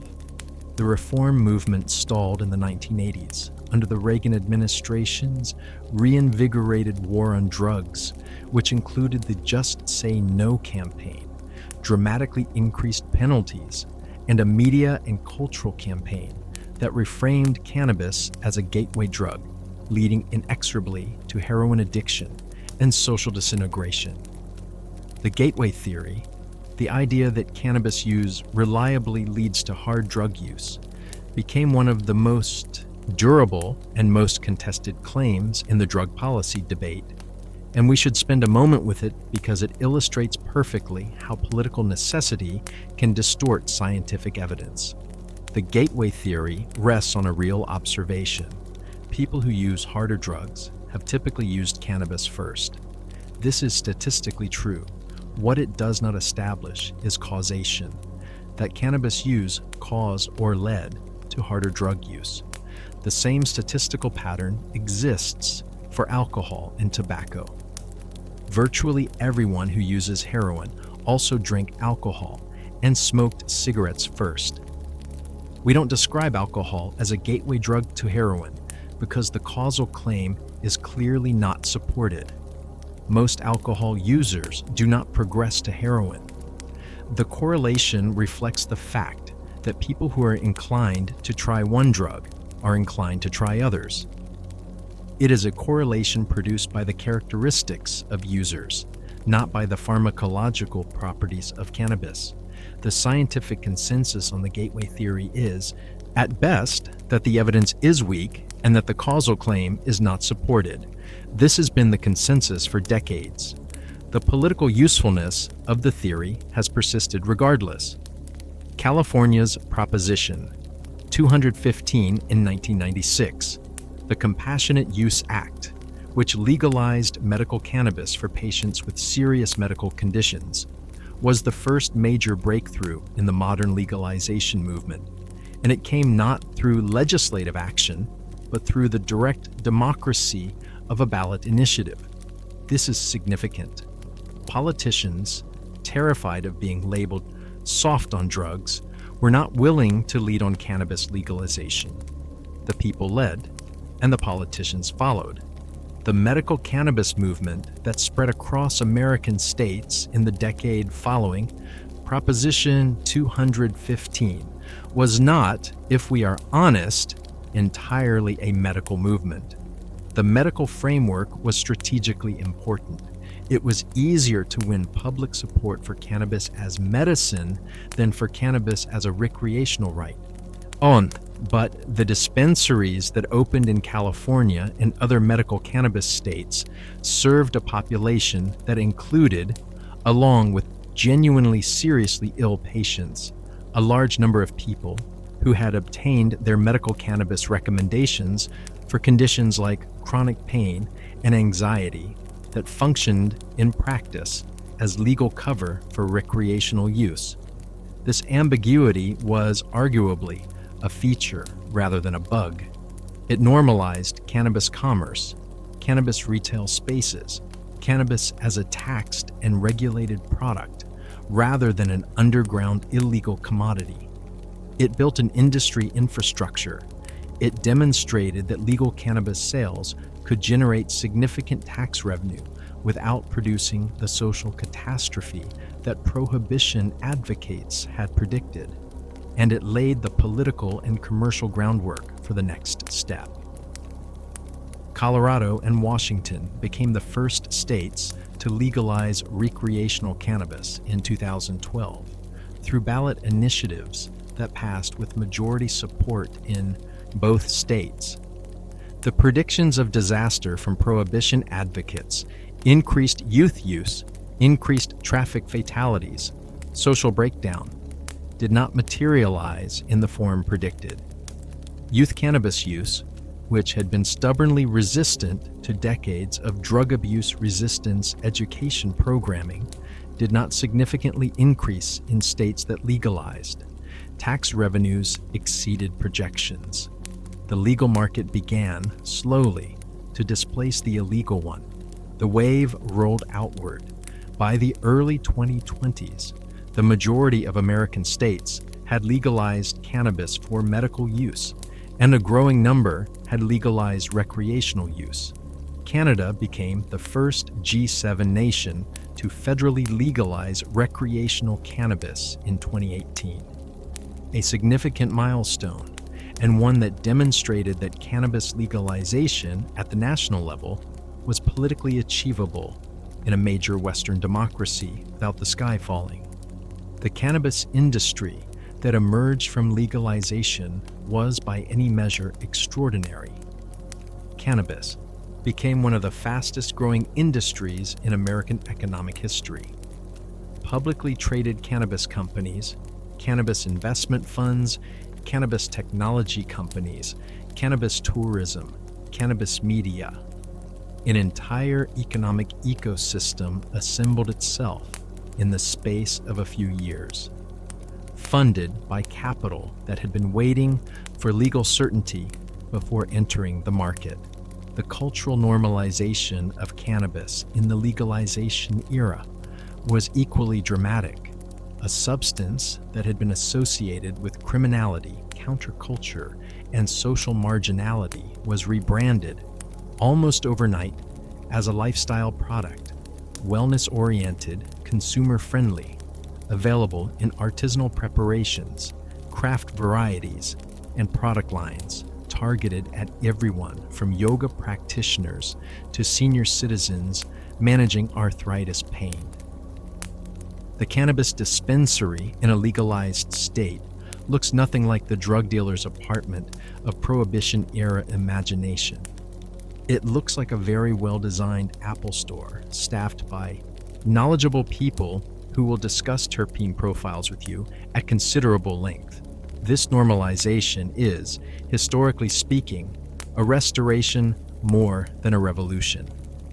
Cannabis is returning to the cultural position it occupied for most of the 10,000 years before Harry Anslinger decided it was a threat. The craft cannabis cultivator selecting and developing strains for specific therapeutic or recreational effects is doing something that the ancient Indian pharmacists who distinguished between bhang, ganja, and charas were doing with the same plant 2,000 years ago. The cannabis dispensary's product menu is a more elaborate version of the medieval Islamic apothecaries' hashish shelf. The consumer choosing between a high C, BD, low THC, preparation for anxiety, and a high THC, preparation for pain relief, is making the same kind of informed pharmacological choice that Avicenna was advising his patients to make in the 11th century. The plant hasn't changed. The human need hasn't changed.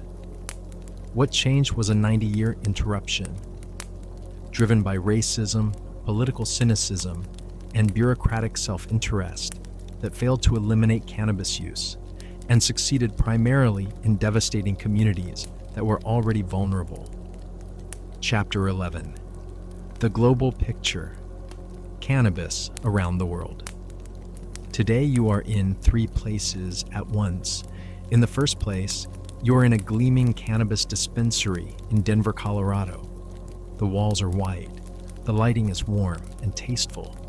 Behind a glass counter, row upon row of labeled glass jars contain flower in shades of green from pale sage to deep forest.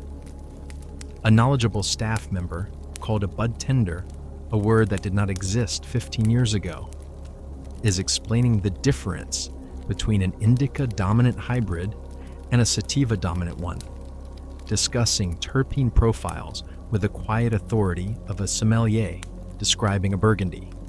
You are choosing between 17 different products with names like Blue Dream and Girl Scout Cookies and Pineapple Express. You pay with a credit card. You get a receipt. You walk out into the Colorado sunshine with a paper bag that has child-proof packaging and a QR code linking to the lab analysis of every compound in what you just bought. In the second place, you're in a small room in the Philippines. You have been arrested for cannabis possession. The quantity involved was personal use. Not dealing, not trafficking, simply possession. Under the drug laws of the Philippines, dramatically intensified under President Rodrigo Duterte's administration, you are facing years in prison. In the extrajudicial reality of Duterte's drug war, the statistical risk of something worse than prison is not negligible. Thousands of people have been killed in the Philippines in drug-related extrajudicial violence since 2016. Cannabis users are among them.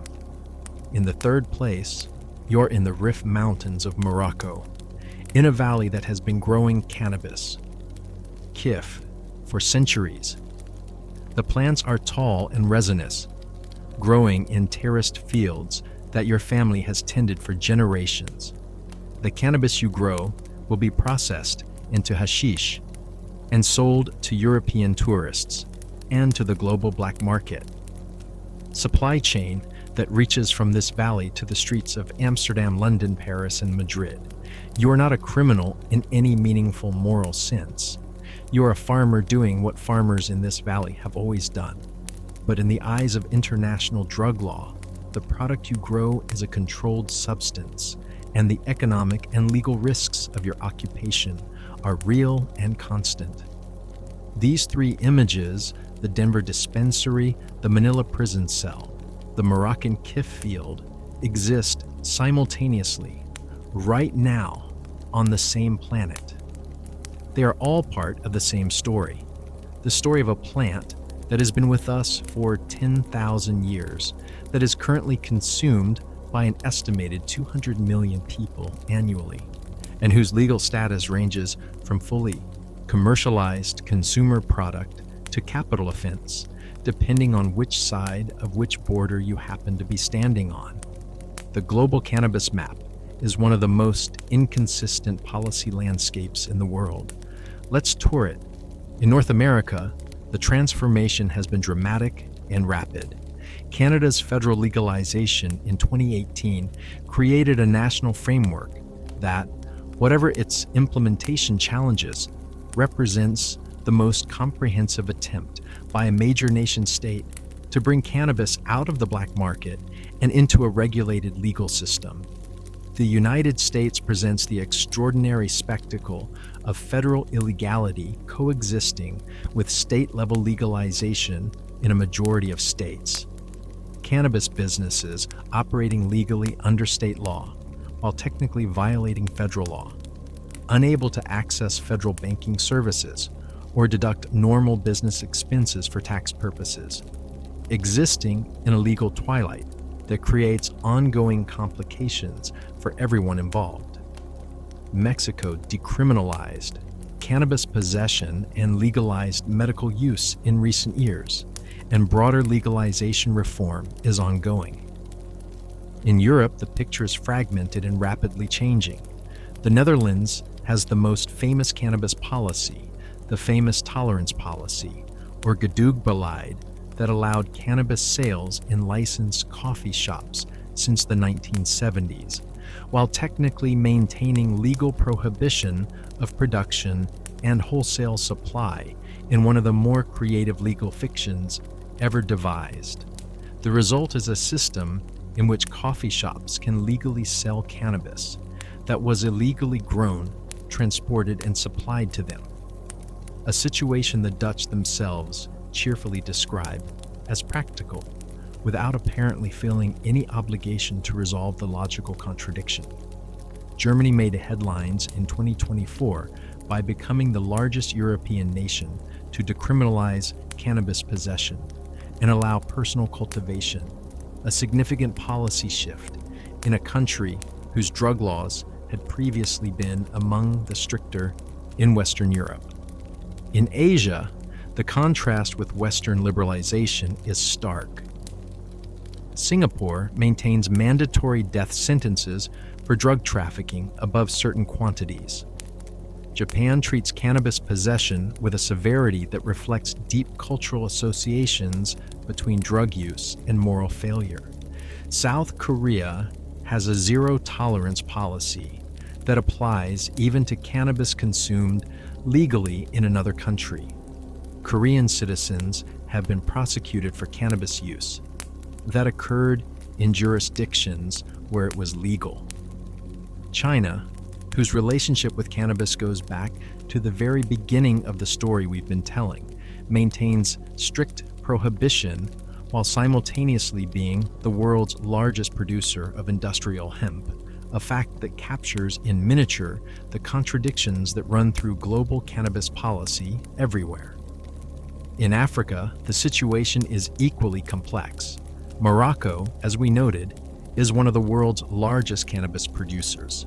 The Rif Mountains supply a substantial portion of the hashish consumed in Europe, and has recently moved toward legalization of cannabis cultivation for medical and industrial purposes, recognizing what was already an economic reality on the ground. South Africa's Constitutional Court ruled in 2018 that the prohibition of private cannabis use was unconstitutional, decriminalizing personal cultivation and use in one of the more principled legal developments in recent cannabis history. Several other African nations are exploring medical cannabis legalization, recognizing the economic potential of a regulated export industry. Uruguay was, in 2013, the first country in the world to fully legalize cannabis, beating Canada by 5 years. In a carefully designed system that allowed citizens to grow their own, join cannabis clubs, or purchase from state-licensed pharmacies, the Uruguayan system was not without problems. The pharmacy sales model proved cumbersome, and black market competition remained significant. But as a proof of concept for national legalization, it was important. Israel, despite being surrounded by a regional political landscape hostile to cannabis liberalization, has become one of the world's leading centers of cannabis research and medical cannabis development. The country that gave us Raphael Mechoulam and the discovery of THC has continued to be at the forefront of cannabinoid science, and its medical cannabis program, established in the 1990s, is among the oldest and most developed in the world. The global economic picture of cannabis is staggering in its scale. Legal cannabis sales worldwide were estimated at over $50 billion annually by the mid-2020s, and growing rapidly. This is an industry that did not exist in legal form 25 years ago.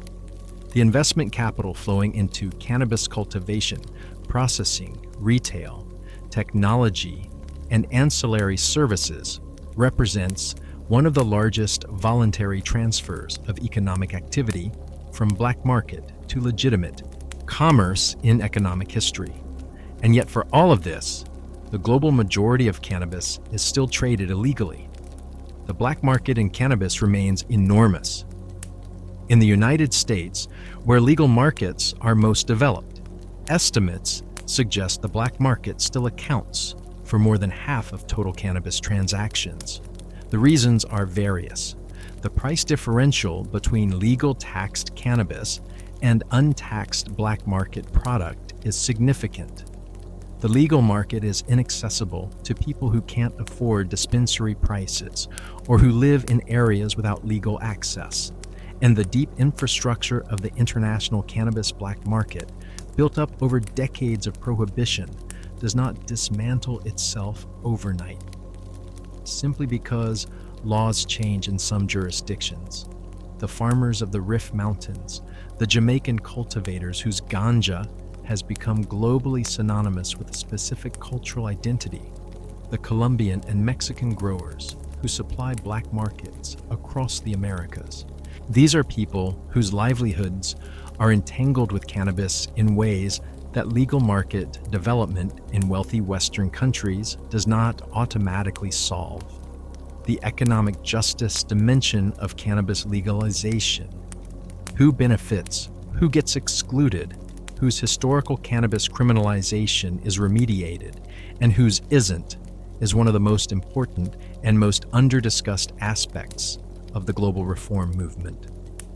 Chapter 12. The Medical Revolution. What cannabis can and can't do. Let's talk seriously for a moment about what cannabis medicine actually looks like in 2024. Because the story here is both more impressive and more complicated than either the prohibitionists or the enthusiasts typically acknowledge. The endocannabinoid system's role in regulating so many fundamental biological processes means that cannabinoids have potential therapeutic applications across an unusually wide range of medical conditions. This has been known in theoretical terms since the system's discovery in the late 1980s and early 1990s. The challenge has been building the clinical evidence base, the randomized controlled trials, the dose-response studies, the long-term safety data that modern medicine requires before it endorses treatments. That evidence base has been building slowly and steadily through the 2000s, 2010s, and into the 2020s, with results that are genuinely promising in some areas and genuinely disappointing in others. The strongest evidence is in pain management. Multiple meta-analyses, systematic reviews that pool data from numerous individual studies have concluded that cannabinoids are effective for chronic pain, particularly neuropathic pain, the burning, shooting, difficult to treat pain associated with nerve damage from diabetes, multiple sclerosis, chemotherapy, or injury. This is not a surprise, given what we know about the endocannabinoid system's role in pain processing, and it represents the modern scientific confirmation of what physicians like O'Shaughnessy and Reynolds were observing clinically more than a century ago. The evidence for nausea and vomiting associated with chemotherapy is similarly strong.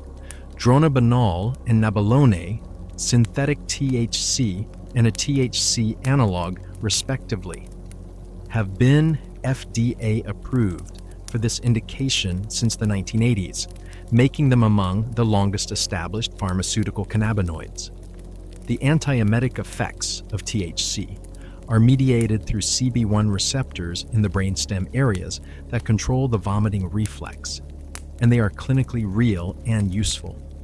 The anticonvulsant effects of CBD are the basis of Epidiolex's FDA approval for Dravet syndrome and Lennox-Gastaut syndrome, two severe forms of childhood epilepsy that are resistant to most conventional treatments.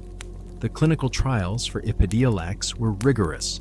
The results were dramatic, and this approval represents the gold standard of cannabis medicine, a well-characterized compound in a pharmaceutical grade, preparation with a defined dose, tested in properly designed clinical trials, approved for a specific indication.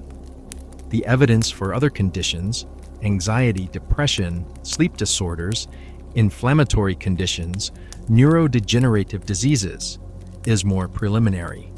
There are suggestive findings, biologically plausible mechanisms, and a large body of patient-reported benefit. But the clinical trial evidence is not yet at the standard required for pharmaceutical approval in most of these indications.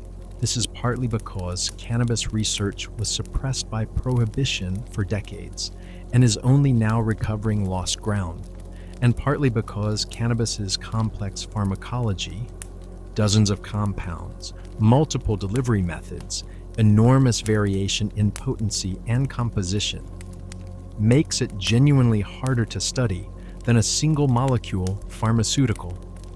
The honest assessment is that cannabis medicine is a field in which the preliminary signals are genuinely exciting, but the evidence base is still maturing. The patient advocacy communities that have pushed for medical cannabis access have, in many cases, outrun the formal clinical evidence.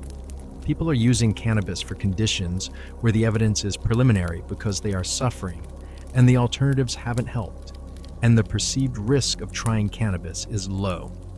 Sometimes this works, sometimes it doesn't. The absence of reliable clinical guidance leaves patients and physicians navigating significant uncertainty. There are also genuine risks associated with cannabis use that the legalization movement has sometimes been insufficiently candid about. The association between heavy adolescent cannabis use and increased risk of psychosis and anxiety disorders is real, biologically plausible. The adolescent brain, still developing, appears to be particularly vulnerable to endocannabinoid system disruption, and established across multiple large epidemiological studies. This is not a reason to maintain prohibition, which demonstrably does not prevent adolescent cannabis use.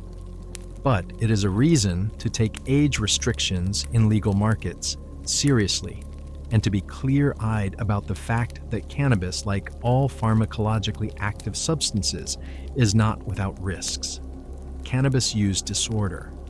The clinical condition in which cannabis use causes significant life impairment, and in which users experience difficulty stopping despite wanting to, is real and affects a meaningful minority of regular users. Estimates of the proportion of cannabis users who develop problematic use patterns vary, but figures around 9% of ever users and 17% of daily users are consistent with the research literature.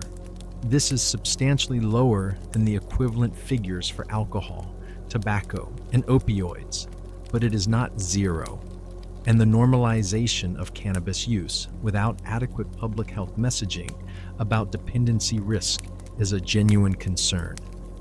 The cannabis of 2024 is also not the cannabis of 1970, a fact that is pharmacologically significant and insufficiently discussed. Average THC concentrations in commercially available cannabis have increased dramatically over the past 5 decades, from roughly 2 to 3% THC in typical cannabis available in the 1970s to 15 to 25% in typical commercial flower today, with cannabis concentrates like shatter and wax reaching 70 to 90% THC concentration. The dose-response relationship means that high-potency cannabis products consumed in the way that lower-potency cannabis was historically consumed deliver dramatically higher doses of THC than earlier generations of users experienced. The clinical implications of this potency escalation for acute adverse effects, for dependency risk, for the association with psychosis, are an active area of research and genuine concern. The cannabis industry, like every industry, has commercial incentives that do not always align with public health interests. The premium placed on high THC products by consumer markets is a market signal that drives breeding and cultivation toward ever higher potency, regardless of whether maximum THC is actually optimal for most therapeutic or recreational purposes. The CBD industry has, at the other end of the spectrum, generated an enormous amount of marketing around CBD products, for which the clinical evidence is thin at best and non-existent at worst. Navigating between the genuine promise of cannabinoid medicine and the commercial noise surrounding it requires more pharmacological literacy than most consumers possess. Chapter 13: The Culture of Cannabis. Music, art, and identity. Cannabis has been, throughout its relationship with human beings, more than a pharmacological compound. It has been a cultural object, embedded in music, in art, in religious practice, in political identity, in ways that go far beyond what can be explained by its chemical properties alone. We've touched on some of this already. The Scythian ritual use, the Hindu sacramental tradition, the Sufi mystical practice, the jazz culture of early 20th century America.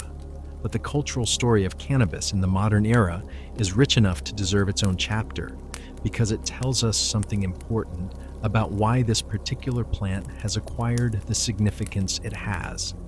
The relationship between cannabis and music is one of the most consistent threads running through modern cannabis culture. We've traced it from the jazz musicians of New Orleans and Chicago in the 1920s. Louis Armstrong was a cannabis enthusiast whose arrest for possession in 1930 is a minor historical landmark. Through the beat, poets of the 1950s, the folk and rock musicians of the 1960s, and into every subsequent musical genre that has claimed cannabis as part of its cultural identity. Reggae music and cannabis are so thoroughly intertwined that separating them is essentially impossible without dismantling the tradition entirely. Bob Marley's relationship with cannabis was not incidental to his music or his persona. It was theologically grounded. Marley was a Rastafarian, and in the Rastafari tradition, cannabis, called ganja, or the holy herb, is a sacrament. The Rastafari movement, which developed in Jamaica in the 1930s, drawing on a synthesis of Pan-Africanism, Ethiopian Orthodox Christianity, and indigenous Caribbean spiritual traditions, holds that cannabis use facilitates meditation, promotes unity, and is explicitly endorsed by biblical text, particularly the references to the herb in various passages. Rastafari's cannabis theology is in the context of the global religious history of cannabis use. We've been tracing through this script, not an outlier. It is part of a pattern that appears independently across multiple religious traditions, Hindu, Sufi, Rastafari, in which cannabis is understood as a tool for spiritual insight, a shortcut to states of consciousness that facilitate connection with something beyond the ordinary self. Whether this represents genuine spiritual technology, pharmacological illusion, or some combination of both, is a question that transcends this script's competence. What is clear is that the pattern is remarkably consistent across cultures that had no contact with each other. The hip-hop tradition's relationship with cannabis is complex and layered in different ways. Cannabis appears throughout hip-hop's 40-year history, from the philosophical cannabis culture of Wu-Tang Clan and Cypress Hill in the early 1990s to the casual ubiquity of cannabis references in contemporary trap music. The cultural meaning varies. Sometimes cannabis use is a marker of street credibility, sometimes a political statement, sometimes simply a lifestyle detail. Sometimes, in artists like Snoop Dogg, whose public persona is so thoroughly identified with cannabis that he has become a kind of walking brand ambassador for the substance, a commercial identity. The visual arts have their own relationship with cannabis, harder to trace definitively, but present across the history of cannabis culture. The elaborate psychedelic poster art of the 1960s, with its distorted lettering and hallucinogenic imagery, was made by and for people whose visual sensibility had been shaped by cannabis and LSD. The surrealist tradition in painting has claimed cannabis as one of its influences. The ornate decorative traditions of Islamic art, the infinite geometric patterns, the arabesque complexity that fills every surface, have been connected by some art historians to the hashish culture of the Islamic world, though this is a contested and difficult to establish claim. What is easier to establish is that cannabis has historically been associated across cultures and periods with a specific mode of perception, a heightened attention to sensory detail, a tendency to find unexpected connections between things, an appreciation for complexity and pattern, a loosening of the ordinary cognitive filters that determine what counts as significant. Whether these perceptual characteristics are genuine pharmacological effects of cannabis, or whether they are partly culturally conditioned expectations, or whether they are primarily the characteristics of the kinds of people who are drawn to cannabis use. These are questions that are difficult to disentangle, but the association is real, and it has shaped the cultural productions of cannabis users in ways that are sometimes visible to the trained eye. The emergence of cannabis as a wellness product in the legalization era has added a new and somewhat different cultural dimension to the cannabis story. The consumer who buys CBD-infused yoga pants and attends cannabis-friendly meditation sessions is a cultural figure quite different from the jazz musician hotboxing a Harlem apartment in 1935, or the Rastafarian elder preparing a ceremonial spliff.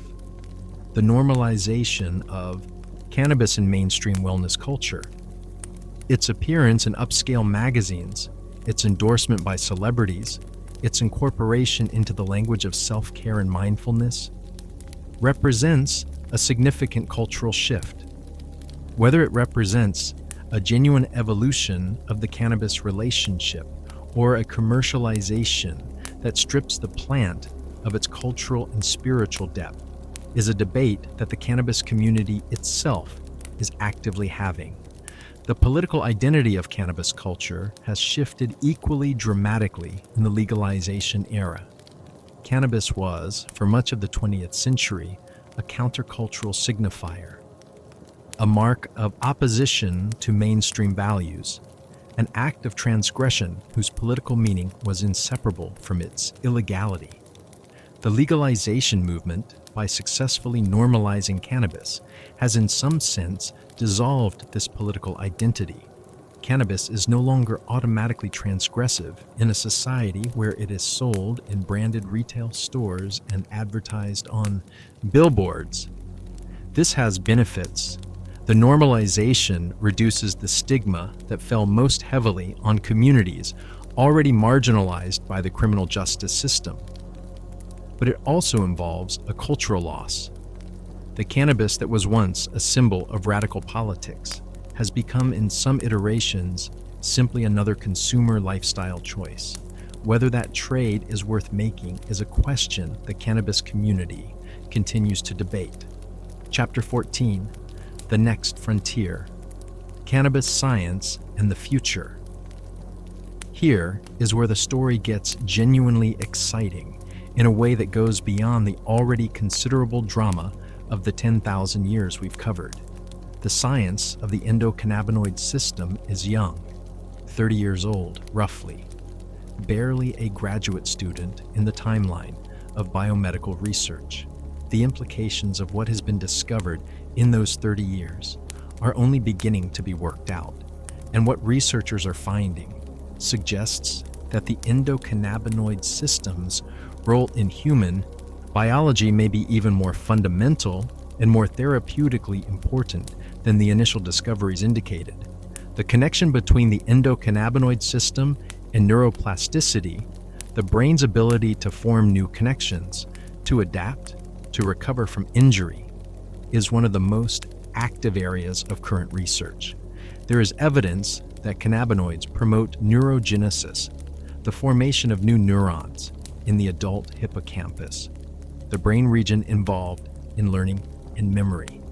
If this finding holds up under further research, it would suggest potential applications for cannabinoids in conditions involving neurodegeneration and memory loss, Alzheimer's disease, traumatic brain injury, the cognitive effects of normal aging. The relationship between the endocannabinoid system and the immune system is another frontier. CB2 receptors are found throughout the immune system and are involved in modulating inflammatory responses. The potential for cannabinoids as anti-inflammatory agents with applications in conditions from rheumatoid arthritis to inflammatory bowel disease to the neuroinflammation associated with multiple sclerosis is supported by both preclinical evidence and early clinical data. The neuroscience of addiction has also been enriched by endocannabinoid research. The endocannabinoid system is intimately involved in the reward circuitry of the brain, in the neural mechanisms that produce pleasure, that drive motivation, that are hijacked by addictive substances. Understanding the endocannabinoid system's role in addiction is opening new approaches to treating substance use disorders. There is preliminary evidence that CBD may help reduce cravings for alcohol and opioids. A remarkable therapeutic possibility that would mean that a compound from the cannabis plant might help treat addiction to other substances.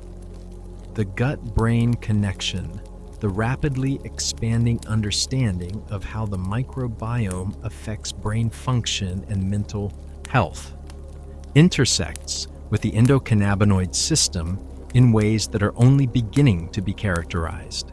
The endocannabinoid system is extensively expressed in the gut, where it regulates motility, secretion, and the gut's interactions with the immune system.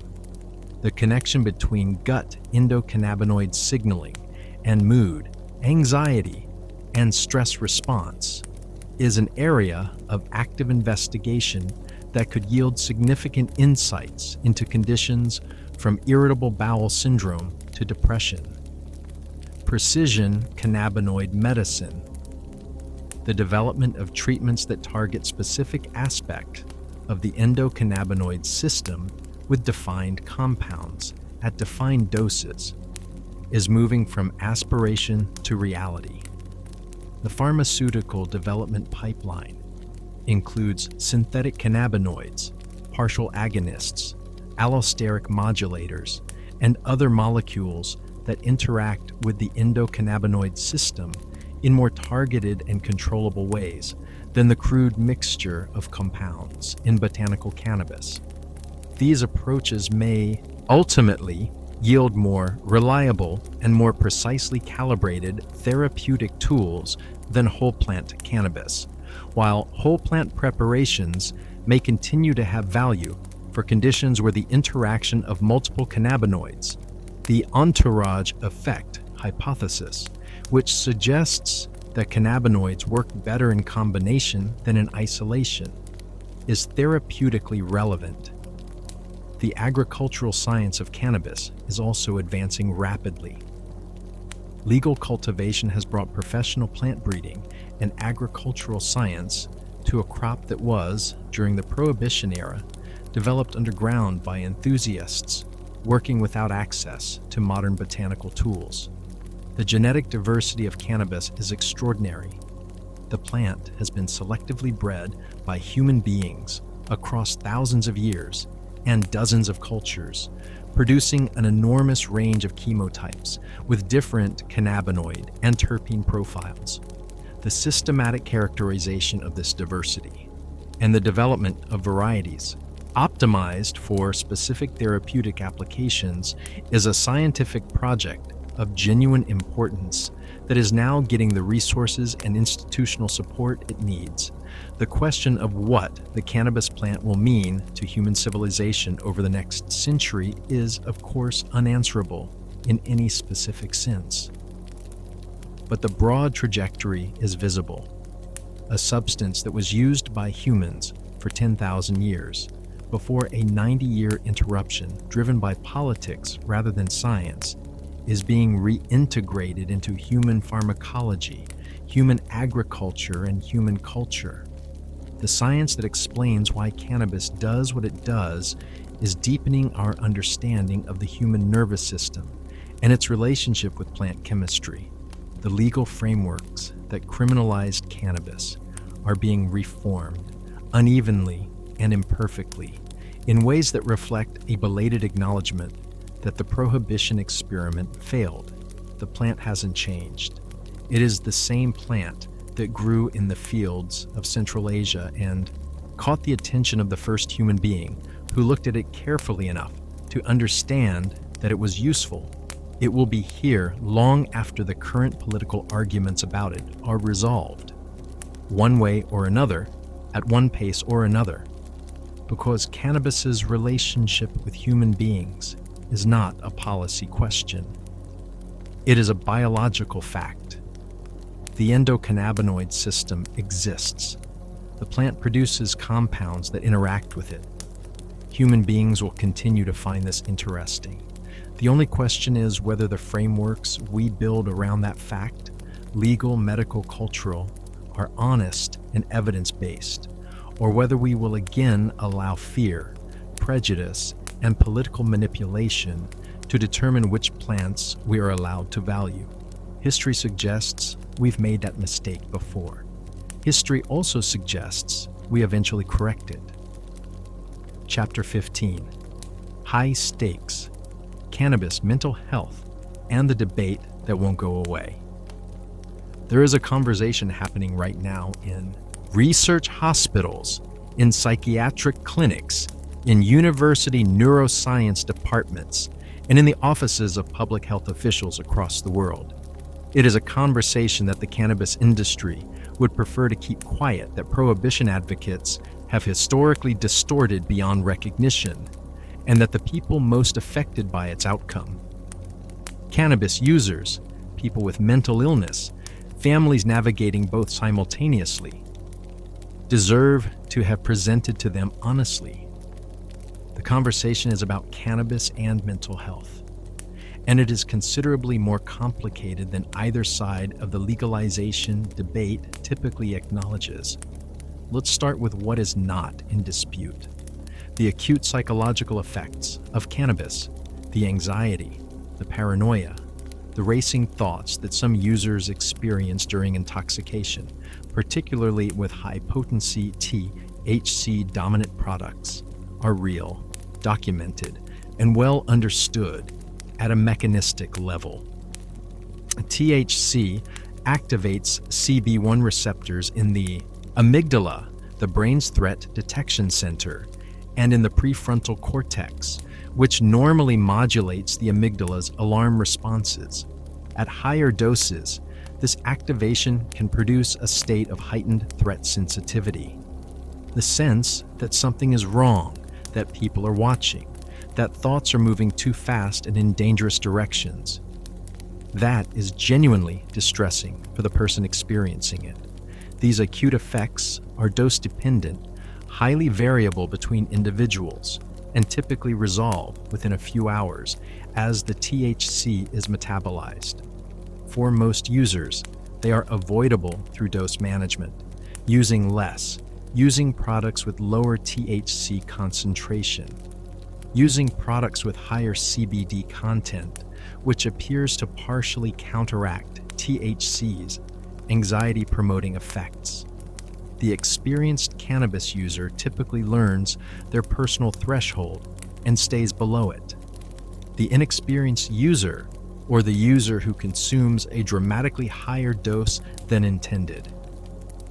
Edibles, whose delayed onset has caught out more people than any other cannabis product, may have an acutely unpleasant experience that is nonetheless transient and not medically dangerous in any serious sense. This is the relatively uncontroversial part. Now we get to the harder territory, the association between cannabis use and psychosis, the clinical syndrome characterized by hallucinations, delusions, disorganized thinking, and loss of contact with consensus reality, has been one of the most intensely studied questions in cannabis pharmacology for the past 30 years. And the research, taken as a whole, tells a story that is genuinely concerning and that deserves to be told without either the minimization of the cannabis advocacy community or the exaggeration of the prohibition lobby. The epidemiological evidence is consistent and robust. People who use cannabis, particularly those who begin in adolescence, who use heavily, and who use high-potency products, have elevated rates of psychotic disorders compared to non-users. The elevation is real, not a statistical artifact, not explained away by the confounding factors that critics of the research have proposed. Multiple large prospective studies that followed people over time, measuring cannabis use before any mental illness appeared, have confirmed the association. The biological mechanism is plausible. THC's action on dopaminergic pathways in the brain overlaps with the dopaminergic dysregulation believed to underlie psychosis. But here is where the story gets complicated in ways that both sides prefer to ignore. The association between cannabis and psychosis does not mean that cannabis causes psychosis in the simple, direct, inevitable way that, say, asbestos causes mesothelioma. The relationship is probabilistic, mediated by genetic factors, and dependent on exposure characteristics in ways that make simple causal claims misleading. The genetic component is important. Research has identified specific genetic variants, particularly variants in the AKT1 gene and the COMT gene, both involved in dopamine signaling, that dramatically modify the relationship between cannabis use and psychosis risk. Individuals with certain genetic profiles who use cannabis heavily have substantially elevated psychosis risk. Individuals without those profiles who use cannabis moderately have risk elevations that are much smaller. The blanket statement that cannabis causes psychosis obscures the fact that the risk is heavily concentrated in genetically vulnerable individuals whose vulnerability was present long before they ever encountered cannabis. Does cannabis cause psychosis, or do people predisposed to psychosis use more cannabis question? The causation versus reverse causation problem has been largely resolved by the prospective study evidence. The cannabis use tends to precede the psychosis, not follow it. But this doesn't mean the relationship is simple. People who are in the early pre-symptomatic stages of psychotic illness may use cannabis to self-medicate distressing experiences that they don't yet have clinical names for. And this would elevate cannabis use among people about to develop psychosis, even if cannabis itself wasn't the cause. disentangling these threads is genuinely difficult, the potency issue is also critical and insufficiently emphasized. The studies that established the Cannabis Psychosis Association were largely conducted using the much lower potency cannabis of the 1980s and 1990s. The high potency cannabis of today, 20 to 25% THC flower, 70 to 90% THC concentrates, delivers dramatically higher doses of the compound most strongly associated with psychosis risk. The dose-response relationship means that the risk associated with contemporary cannabis products may be substantially higher than the risk measured in older studies. This is not speculation. This is basic pharmacology. What this adds up onto is something like the following honest assessment.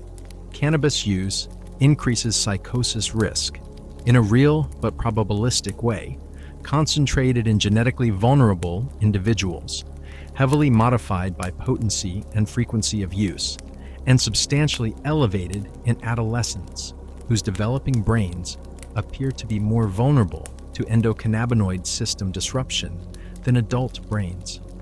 For the majority of adult cannabis users using moderate amounts of moderate potency products, the psychosis risk is real but small. For heavy adolescent users of high potency products with genetic vulnerability, the risk is substantially higher and deserves to be taken seriously.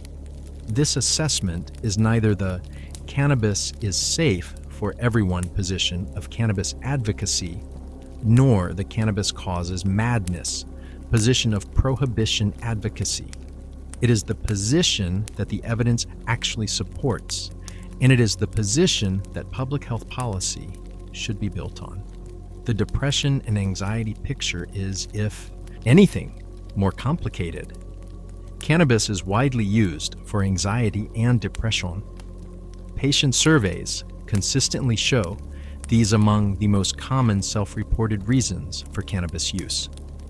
And the short-term effects of cannabis on anxiety and mood are often positive. The relaxation, the mood elevation, the quieting of the anxious inner monologue that many users describe are real acute effects that explain why people reach for cannabis when they are stressed or unhappy. The longer-term relationship between regular cannabis use and anxiety and depression is considerably less encouraging. Several large longitudinal studies have found that heavy regular cannabis use is associated with increased rates of depression and anxiety over time, the opposite of what users are typically seeking.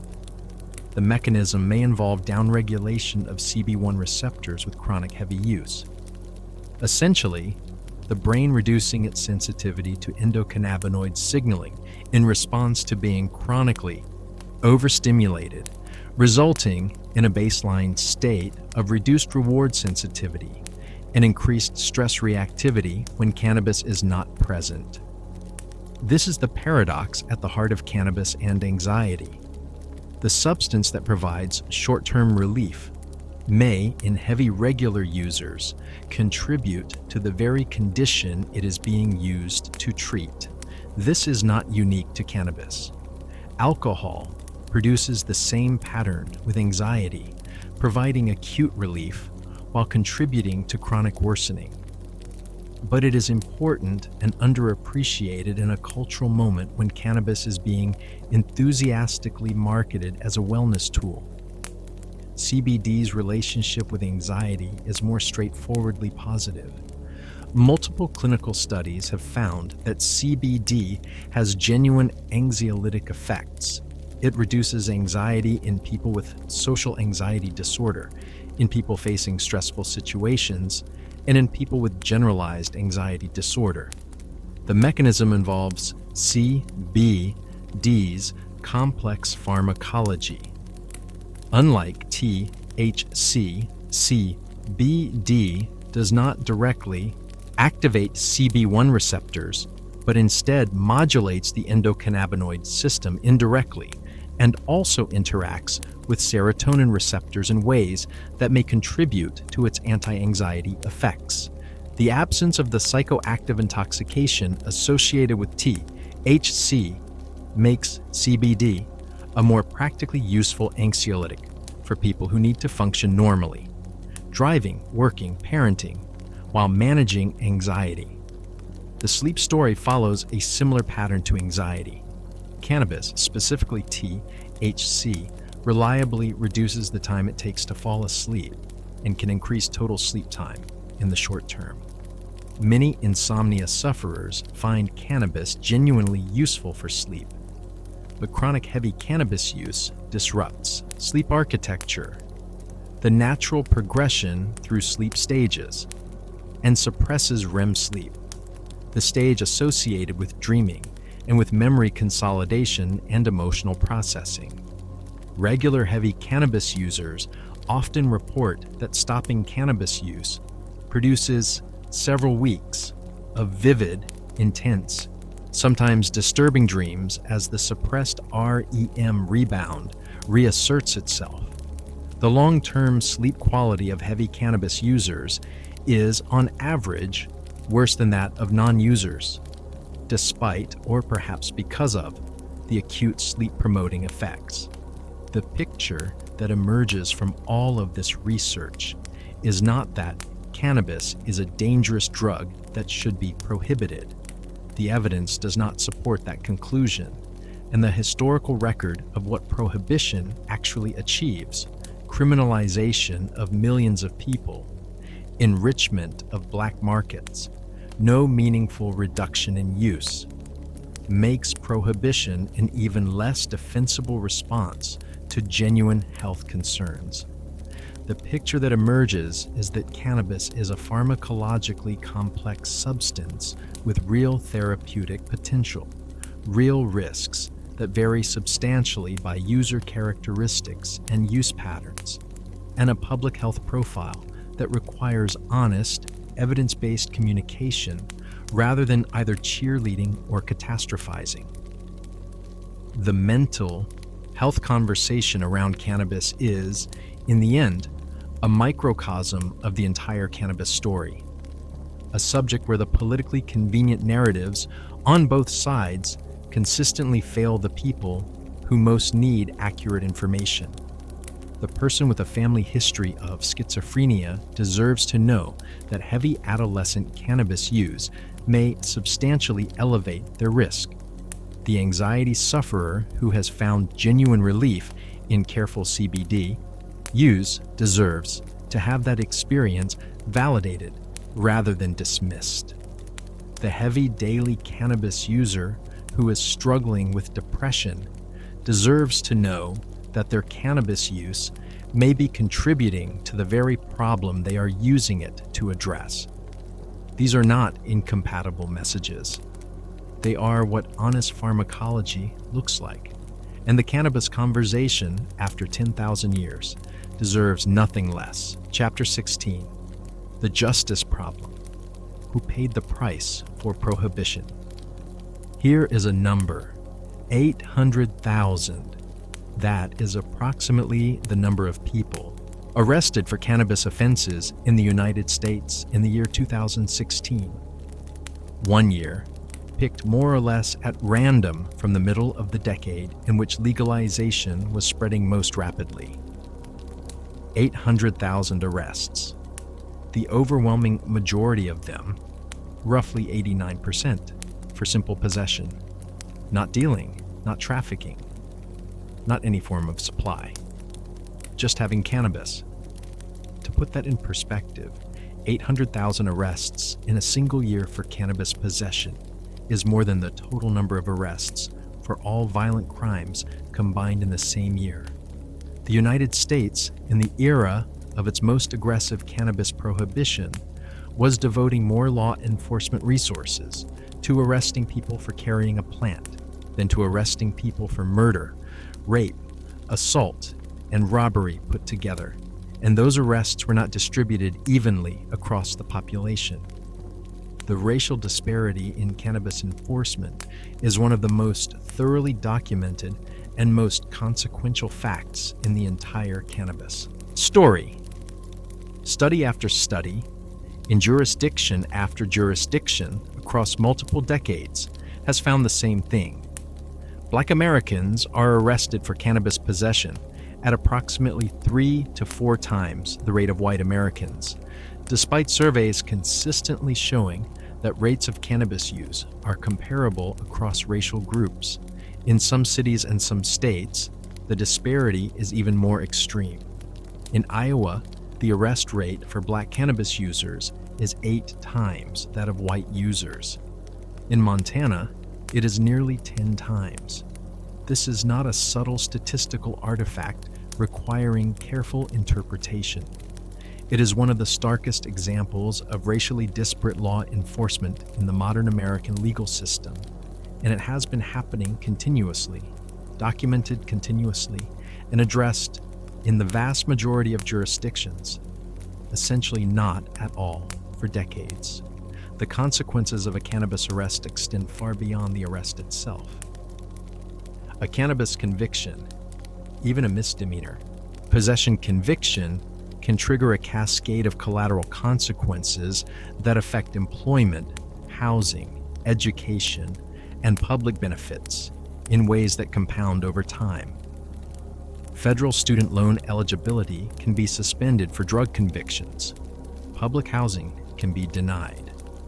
Professional licenses can be revoked or withheld.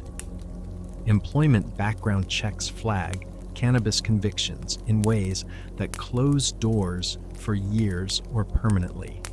The person arrested for cannabis possession in 1995 in a state where cannabis was illegal may still be living with the consequences of that arrest, in a state where cannabis is now legally sold in retail stores.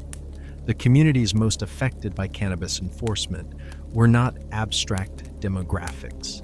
They were specific neighborhoods, predominantly Black and Latino, predominantly urban, predominantly low income, where aggressive policing strategies, including stop and frisk, targeted street enforcement, and the policing philosophies that emerged from the war on drugs concentrated cannabis enforcement in ways that were invisible to the white suburban cannabis user buying from a friend in a private setting where police were unlikely to appear.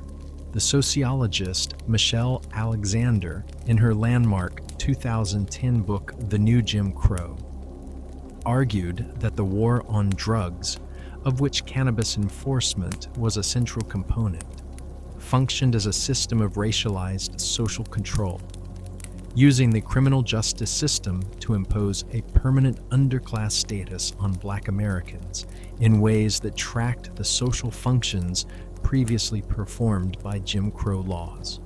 Whether one accepts Alexander's full thesis or not, the underlying statistical reality she documented is not disputable.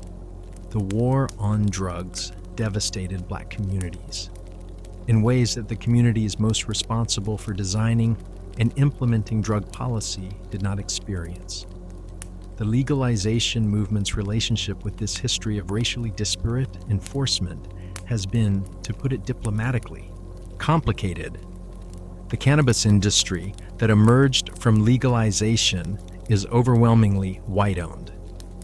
A 2017 survey of cannabis business owners in Colorado found that approximately 4% were Black.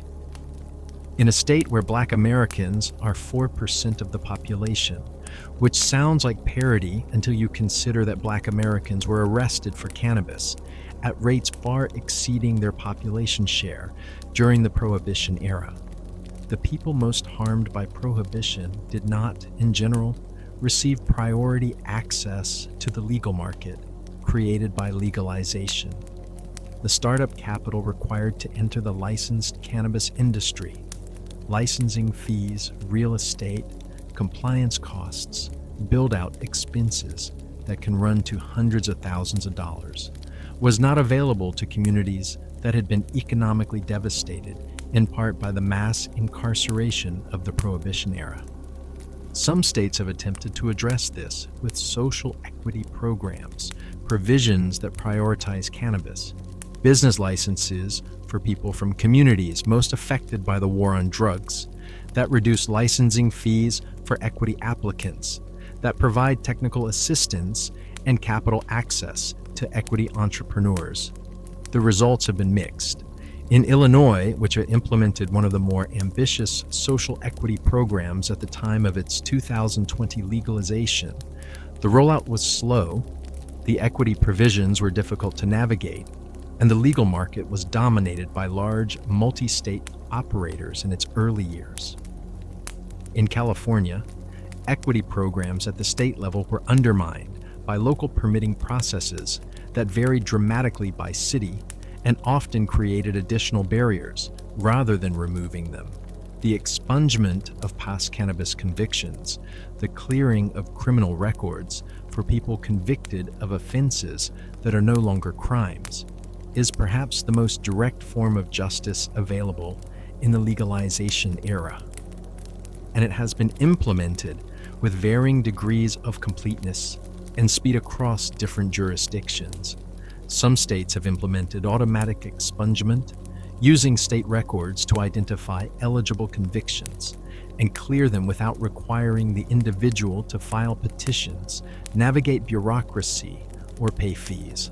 Others have created petition-based processes that theoretically allow expungement, but in practice are too cumbersome for most affected individuals to navigate without legal assistance they typically cannot afford. The federal dimension of cannabis justice in the United States adds another layer of complexity that state legalization cannot address. Federal cannabis convictions for offenses related to interstate commerce, federal land, or other federal jurisdiction are not affected by state legalization. People serving federal sentences for cannabis offenses in states where cannabis is now legal remain incarcerated. Federal employees in states with legal cannabis cannot use cannabis without risking their jobs. Cannabis businesses operating legally under state law cannot access federal banking, cannot deduct normal business expenses under federal tax law, cannot be listed on major stock exchanges. The federal-state mismatch creates ongoing injustices and market distortions that only federal rescheduling or descheduling of cannabis can resolve. Federal cannabis reform has moved more slowly than state-level reform for reasons that are partly political. The Senate has historically been more conservative on cannabis than the House, and partly structural, reflecting the complexity of unwinding decades of federal drug policy. The Biden administration's 2022 pardons of federal cannabis possession offenses affected relatively few people. Because relatively few people are in federal prison for simple possession, the most common state-level offense, but represented a symbolic acknowledgement of the injustice of prohibition enforcement. The DEA's ongoing review of cannabis scheduling, initiated under the Biden administration and continuing under subsequent administrations, may eventually result in reclassification that would substantially reduce the federal-state conflict, though the politics of this process have proven as tangled as the policy itself. Internationally, the justice dimension of cannabis prohibition is equally profound and receives far less attention in Western discussions of cannabis reform. The countries that bear the heaviest burden of cannabis enforcement are not the wealthy Western nations, where the reform conversation is most visible. They are the developing nations, the Philippines, Indonesia, Malaysia, Singapore, several African countries, where cannabis possession can result in decades of imprisonment or death, where the legal systems lack the resources and independence to provide fair process, and where the populations most affected have the least political power to challenge the laws. The International Drug Control Treaties, the 1961 Single Convention, the 1971 Convention on Psychotropic Substances, The 1988 United Nations Convention Against Illicit Traffic created a global prohibition framework that individual nations signed onto under pressure, often from the United States, during the height of the war on drugs. These treaties constrain national drug policy in ways that make it legally complicated, though not impossible, for signatory nations to fully legalize cannabis. The international reform of these treaties, which would require multilateral negotiation and political will across dozens of nations, is a generational project that has barely begun. The farmers of the developing world, whose livelihoods depend on cannabis cultivation, the Moroccan keef growers of the Rif Mountains, the Jamaican cultivators of the Blue Mountains, the cannabis farmers of Afghanistan and Lebanon and Colombia, exist in a space where their agricultural practice is simultaneously economically necessary, culturally, traditional, internationally criminalized, and increasingly valuable as the legal cannabis market expands. The transition from illicit to licit cannabis production for these communities, if it comes, will need to navigate land rights, supply chain relationships, quality standards, and capital access in ways that the legalization debate in wealthy consumer nations rarely grapples with, honestly. The justice conversation around cannabis cannot be separated from the broader cannabis story because it is not a peripheral issue. It is, in a meaningful sense, the central issue. The question of who has always been allowed to use cannabis, who was criminalized for using it, who profited from prohibition, who is profiting from legalization, and who is still paying the price for a policy that was built on racism and sustained by political cowardice. This question is as important as any pharmacological question about what the plant does to the brain, perhaps more important, because the answer to it determines not just what kind of cannabis policy we have, but what kind of society we are. 10,000 years of cannabis history is, among other things, a history of who gets to decide what people are allowed to put in their bodies, and who pays the price when those decisions are made badly. The cannabis plant will survive whatever we decide. It always has. The question is whether the human beings caught in the machinery of our decisions will be treated with the same basic decency that the plant has always, in its patient botanical way, extended to us. Conclusion: the oldest relationship. Let's come back to the field. Central Asia, 10,000 years ago. The human being standing in the dry, sun-warmed grass, looking at a tall plant with serrated leaves and deciding, for whatever reason, hunger or curiosity, or the particular quality of the light that afternoon, to interact with it. That person had no idea what they were starting. They didn't know about the Scythian steam tents, or Shen Nong's pharmacopoeia, or the pang drinks of a Hindu festival, or the hashish markets of medieval Cairo, or the jazz clubs of 1920s New Orleans, or the California dispensary where a bud tender will explain the difference between sativa and indica while soft music plays in the background. They didn't know about Harry Anslinger or the war on drugs or the billions of dollars of tax revenue that legal cannabis would one day generate, or the hundreds of thousands of people whose lives would be devastated by cannabis arrests. They didn't know about Raphael Mikulam, or the endocannabinoid system, or the CBD molecule that would one day help children with severe epilepsy live better lives. They just ate some seeds, or braided some fiber, or sat near a fire where cannabis was burning, and felt something that made them come back. That is the whole story in miniature: a plant, a person, an encounter that, for whatever reasons, the nutritional value, the fiber, the pharmacological effects, all of the above, proved worth repeating, and then repeating again, and then telling others about, and then cultivating, and then trading, and then building ritual and medicine and music and law and war around. The cannabis plant is, in a very meaningful sense, the longest continuous story in the history of human drug use. Longer than alcohol, longer than opiates, longer than any substance we have a documentary record of.